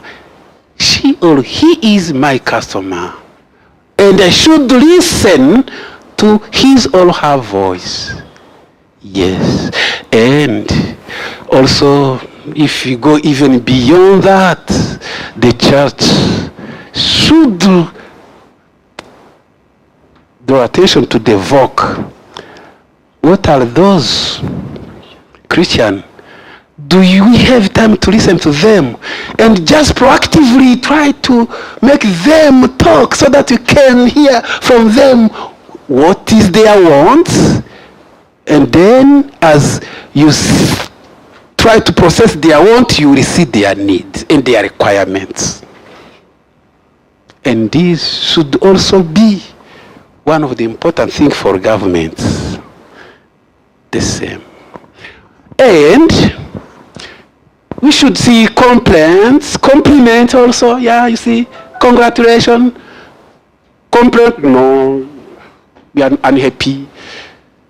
Some survey you are doing to collect voice from customer, face-to-face meeting, market share change, customer defection, loyalty, no referrals. Go to Simba, you will find some vegetables there. The samosa with vegetable because we are vegetarian. Go there. That is what? Voice of customer. And then, staff meeting, cabinet, you see all of those, and then, and others. And what we're trying to say, just like patient behavior, research in the market, communication, causal contact, and so on. Next, Silva. Oliver, sorry. So I'm trying to conclude them. Because, what we're trying to say in general is that a theory of change is very important in the way that as at the beginning we try to carry out a situational analysis with a problem tree, analyzing the problem itself, its effect, and its root causes. This will be translated into the solution tree, or what we have say a pathway to change, with the impact or long-term objective, with some preconditions that are necessary without what these long-term objectives will not be achieved. And then, as we said, then transfer it to the logical framework. Next. Can I say thank you?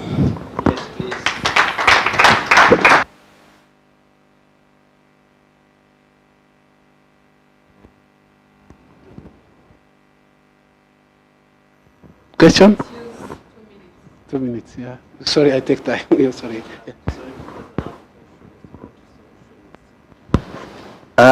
What I would like to ask you, like, the LIBE and E, and like the seal of change, that of the development setting, are they different, or is it different to that in the emergent settings? Thank you.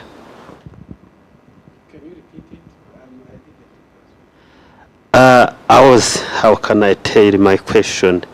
Like, seal of change, like I'm doing a seal of change for any project or an M&E plan.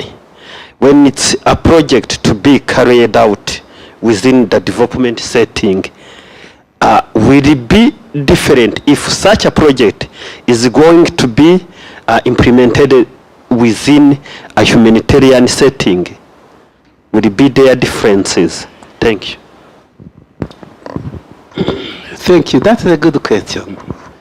Actually, each project is specific and unique. Even those projects in humanitarian, they are different. They are different. Even those projects in development projects, they are different. Each project is unique. So they will be different. But the process is the same. Okay? Have I answered your question, dear? Okay.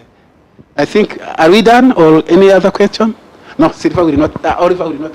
Thank you. You had a question? Someone? Let's practice gender equality.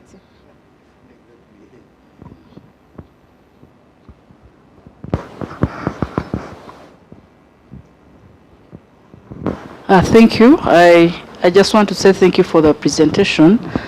My question regards a case whereby, going back to the example we used, a case whereby we have a baby who does not make any crying, who does not make any alarming action, that they need to be helped. And to be practical, those are some of the cases we have in the communities. It's the leaders who sees there's a problem somewhere, but there is no alarming at all. There's nothing that will draw you to run to a community to solve a problem. So here you have a case, there is no response, you have nothing whatsoever to begin on to assume this child or this problem is emerging from here.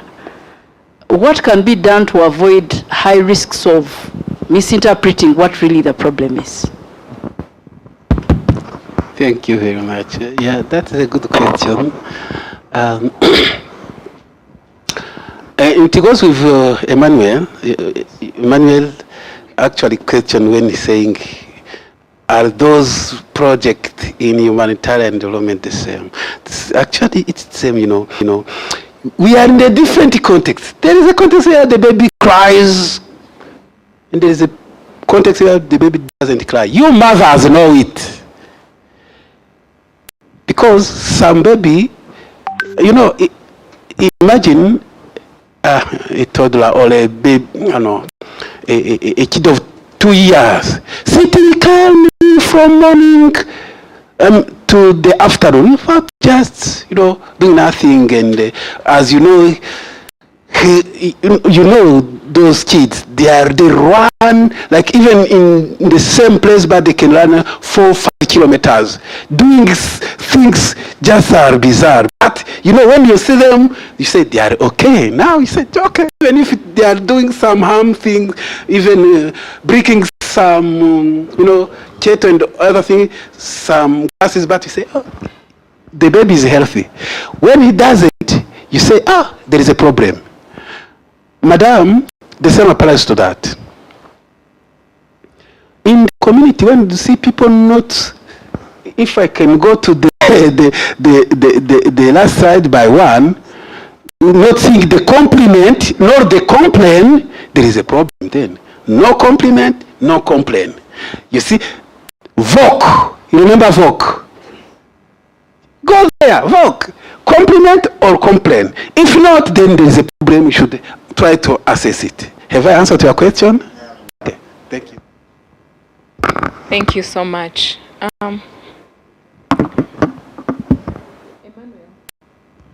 You're going to take us through one simple energizer, just 1 minute or 1.5, and then Sylvian will take over the next session. Thank you. Clap. Thank you so much.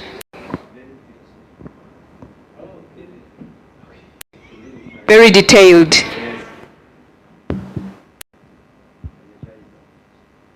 Thank you so much.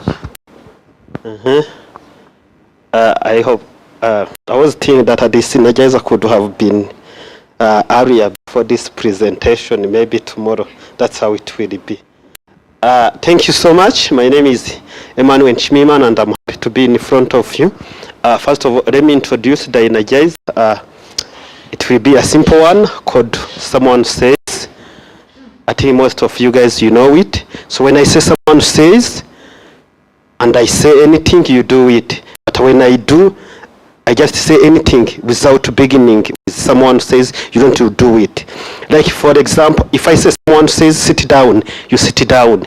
But when I say when I say sit down, you don't do it, because I don't begin with someone says. Here we go. Someone says stand up. Quickly. Someone says sit down. Someone says stand up. ndabona abantu bakinanura birumvikana iyo mvuze ikintu ntangije ijambo someone says uragikora, navuga ikintu natangije someone says ntugikore, sibyo? Someone says sit down, someone says stand up, someone says dance, someone says turn around, stop. There I failed the whole someone says stop, sit down. You come in the front. So we are going to see the losers. My time is up? Oh my God. So someone says sit down. Someone says thank you. Is facilitator. Thank you so much. Thank you so much, Emmanuel. That was fun. Sylvian, are you ready?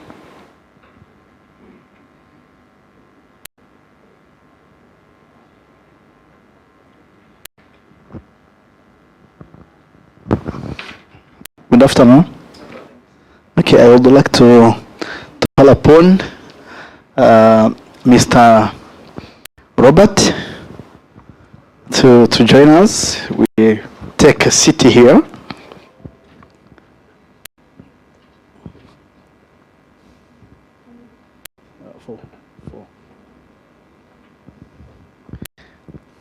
Someone from Minecofin?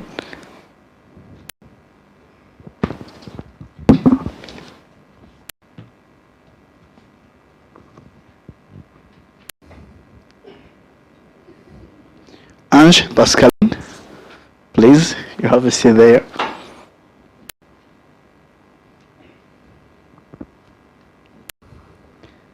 Mutesi Beatrice, is she around? Please, welcome. So, you bring mine now.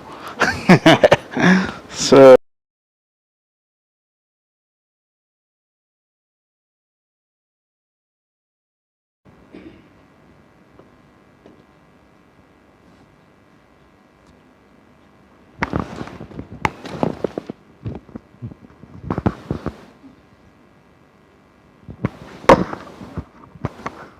so we'll not take much time to you, but you have to discuss on the topic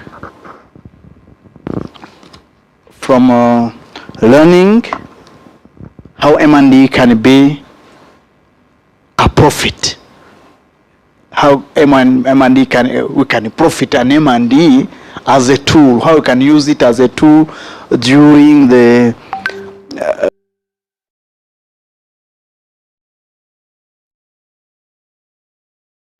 Ernest, so to talk how is he understanding that concept as he is working with the Office of Auditor General. Sometime M&E can be used also as a tool to prevent crises, crimes, and whatever. So, Mr. Ernest, so can you tell us how M&E can be a useful tool to prevent such crimes and okay, thank you. Thank you so much, dear listeners. M&E is a really important tool for not even emerges in our daily lives. There is one writer, I think is an American, who said, "In God we trust, all others must bring data." Are you getting it? In God we trust, all others must bring data. What's the essence and the logic behind? Is that it is the role of M&E people. You must bring data. What's the essence of data? Is to tell you the situation on the ground, and then you take appropriate action timely. That's the key message behind. A case in point, recently we had a flood. Not a flood as what, it's just the water in the eastern and western part of Rwanda. That was a crisis.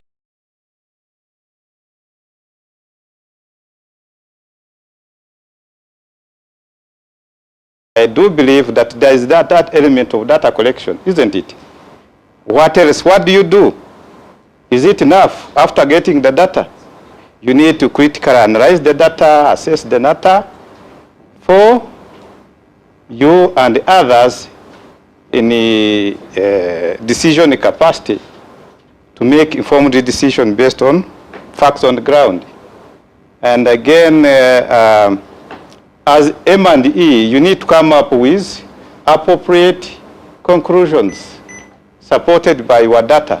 That is recommendation that are implementable, that policymakers can rely on them and take the decisions quickly.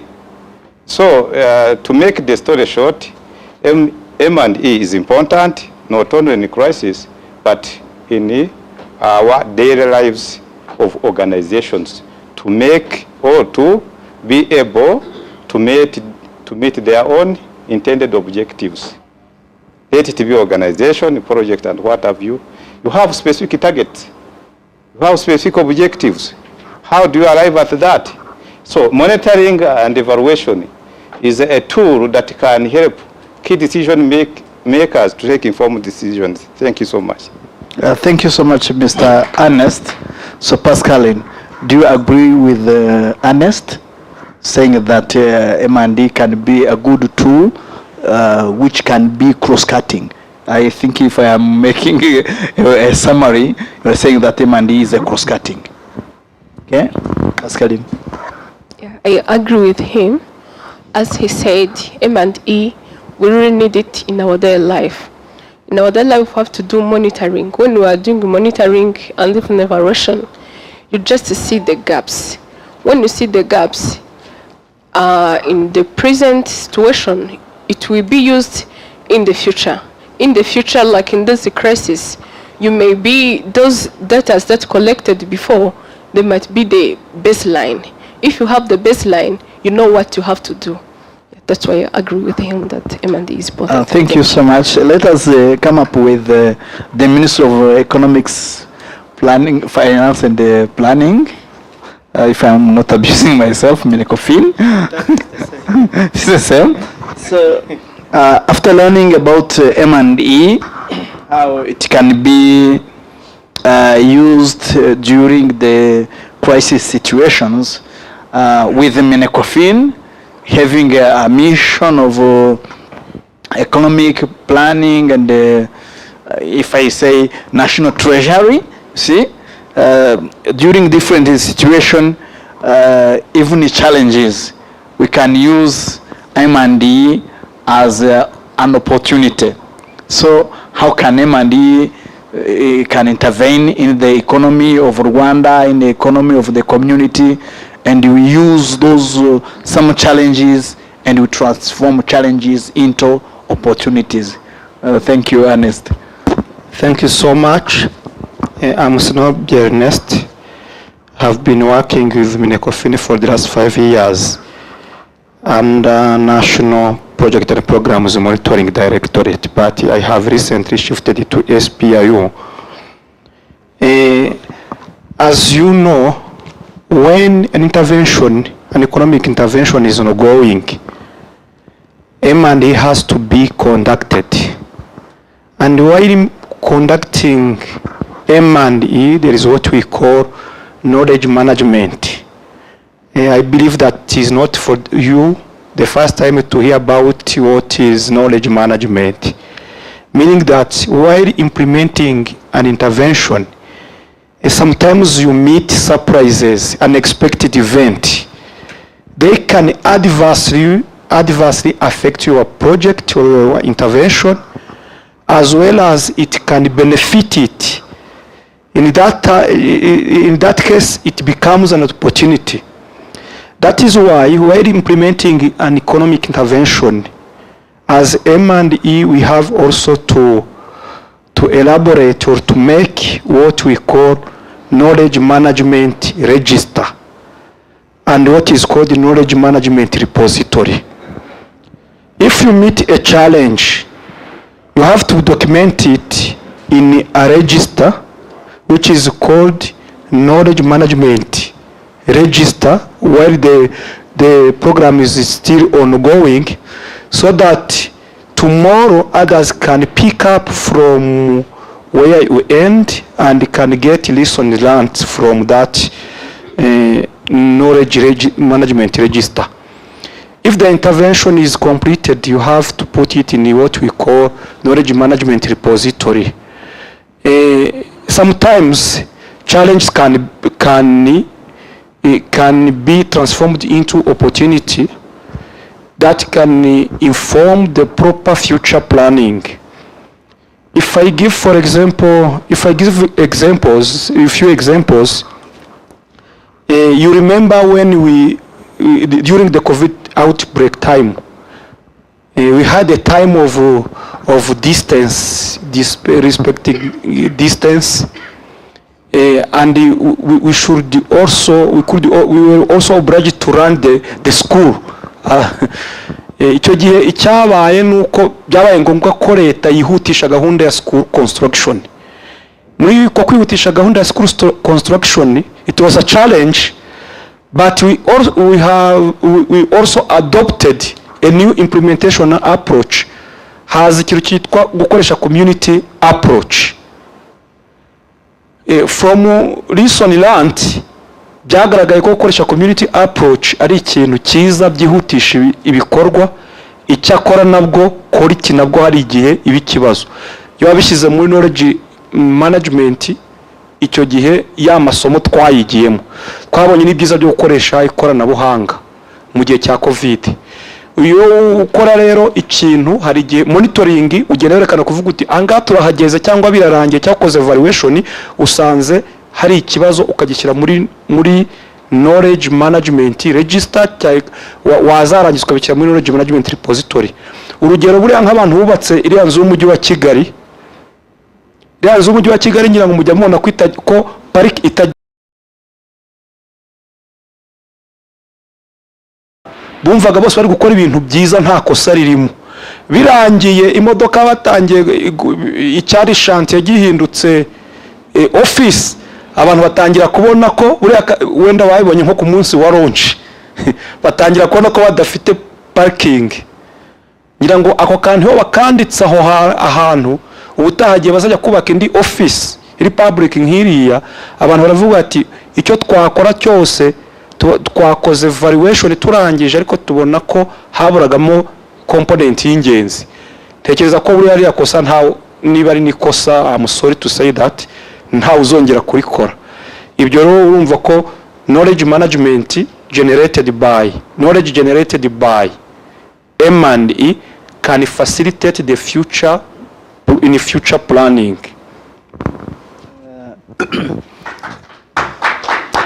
Thank you very much, Mr. Ernest.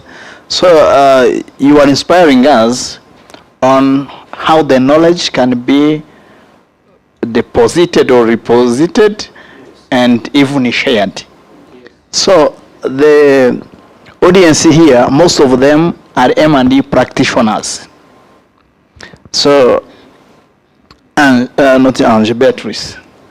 How can you recommend the audience here representing different institutions how M&E can be mandatory in different activities, in different recruitment, in different project evaluation?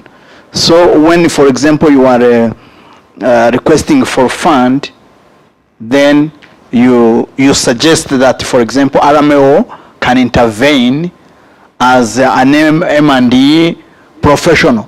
So, for example, in Minikofin sometime, when you fund a public construction of a public road, for example, after that, you may hire an independent verifier or auditor to assess with different expertise. So, Beatrice, how do you see after seeing that opportunities can be how can I say, challenges can be transformed into opportunities, and after learning that during the failure even we can also use M&E?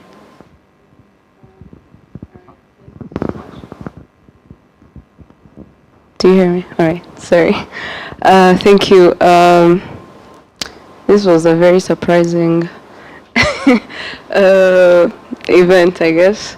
But what I can recommend, according to me, I cannot say that I'm not an M&E specialist, but I know the importance of M&E in an organization.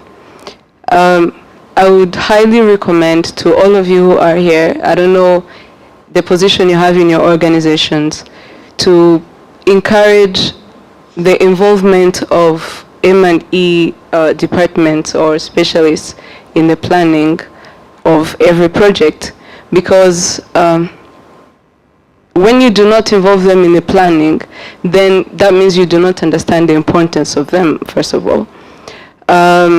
I think most of the time why someone asked about organizations not giving grants and consider the part of evaluation and monitoring, I think it's because of most people do not understand the main value of evaluation or monitoring itself. And I think it starts in the management. And if the administration have that issue, then I don't understand why we can even go to complain that the evaluators or the monitors are not given value, right? So I would say, first of all, we have to do the awareness, the advocacy of this whole thing, because us coming here and learn and, know the theory of change and all the other topics that we covered here, this cannot give change if we do not understand the importance and be able to convince our leaders, or if we're the leaders, be able to convince the ones that are below us the importance of evaluating if the impact or the outcomes that we're looking for in a project are actually achieved. Thank you. Many thanks. I would like to give currently you cannot contract or being a consultant in accountants without the authorization of being an authorized practitioner recognized by IKIPA. Even in medical, even for engineers, Rwanda Engineers Institute, if I don't know if it is called that, even lawyers, even property evaluators, all of these professional bodies. I think that time has come to all of us so that we can consolidate ourselves, to put our effort together, to make this professional body live and vibrant. We put in place a regulation which can facilitate us. We market ourselves. We advocate for our profession. Otherwise, our profession is at risk. It is competing with other professions that people think that they are similar. For example, 1 year ago, 2 years ago, I had a chance to attend a workshop on monitoring and evaluation. I was expecting that the workshop would be done by Rameo. But when I arrived there, I was surprised to see that IKPA was the one training us on monitoring and evaluation practices, and they gave us a certificate. Because some people don't know how to differentiate what is the role, the function of monitoring, what is the difference between monitoring and internal audit and external audit. It's to us, it's our challenge. But hopefully, as the management is there, you have elected the leadership, I think that they are going to take us to that level. Just to supplement what we are saying, simple is that Rameo as an organization should come up with, may call best practices, that is benchmarking with the similar professional body within the country. Again, need to revisit the principles and the guidelines pertaining this professionalism at international level. From there, you need also to consult key stakeholders, that is public and private umbrella associations.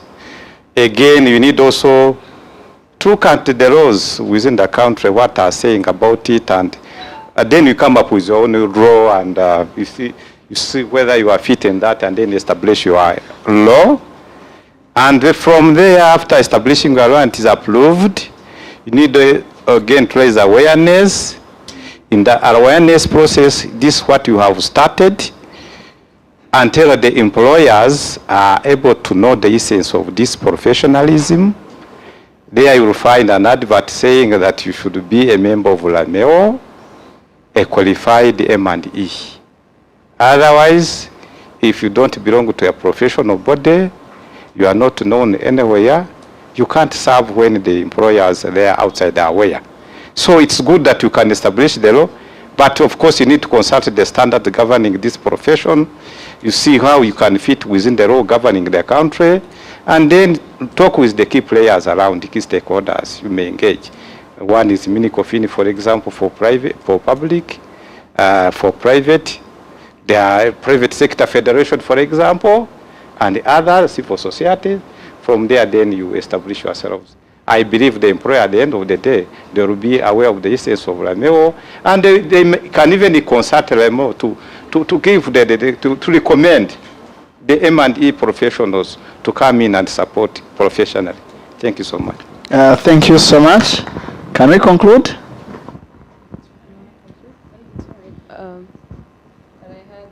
I have one suggestion. I was talking earlier with the facilitator. I would suggest, I don't know, maybe the action plan for RMEO, but I would suggest that this is my second time attending, like the trainings. For me, I would suggest that you put it in your plans to actually offer like courses that are more sustainable, so that you can be able to follow up who have you impacted, how many M&E specialists have you trained, right? So that we have a pool of people that we trust have the right skills and the right knowledge, so that they can be good ambassadors out there. Thank you. Thank you so much.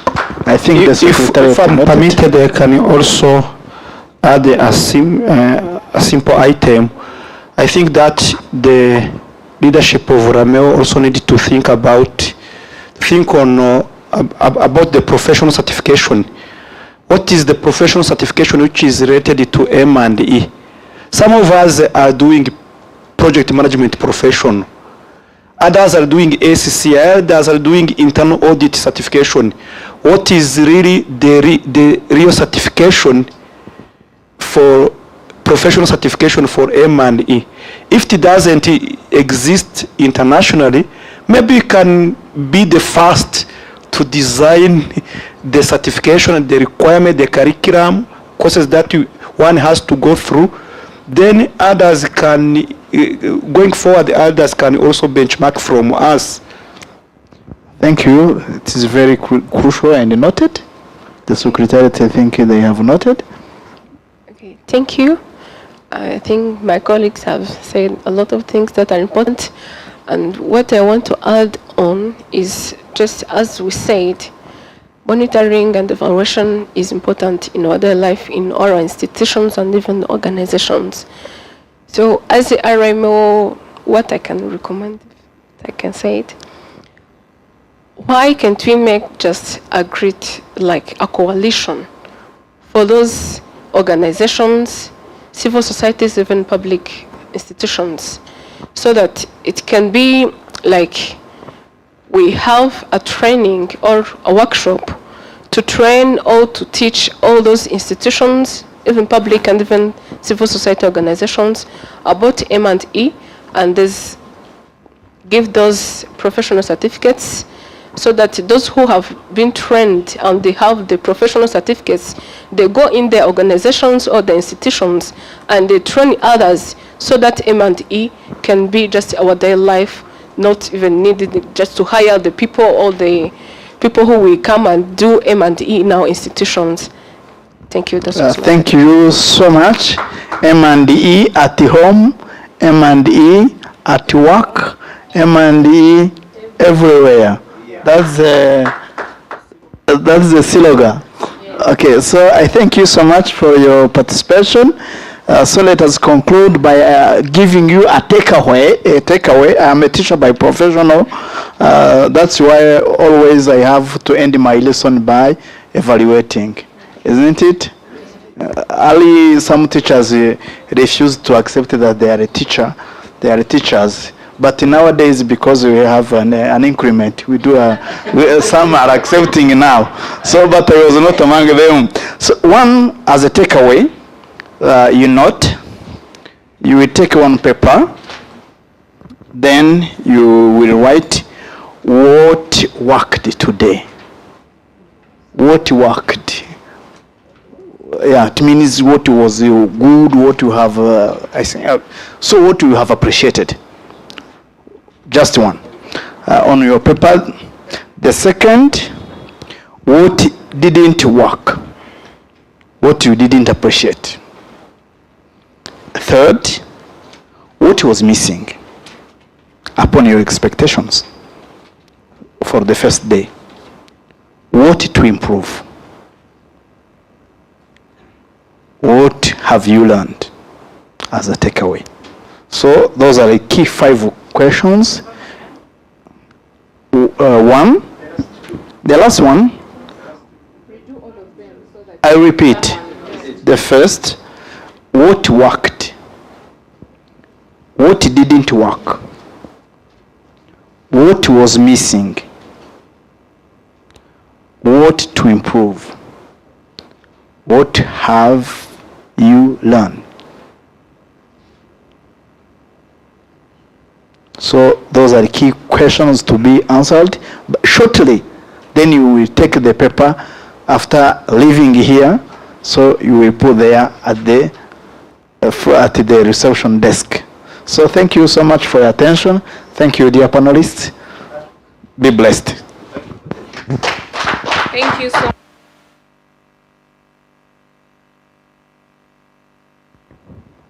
Thank you, everyone.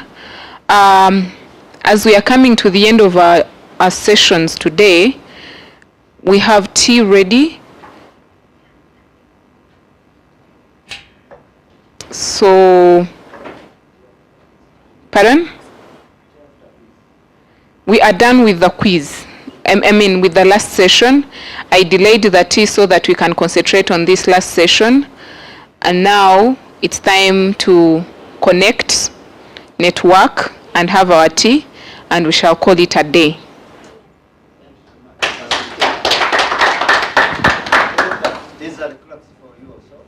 Thank you so much. Let's keep time tomorrow.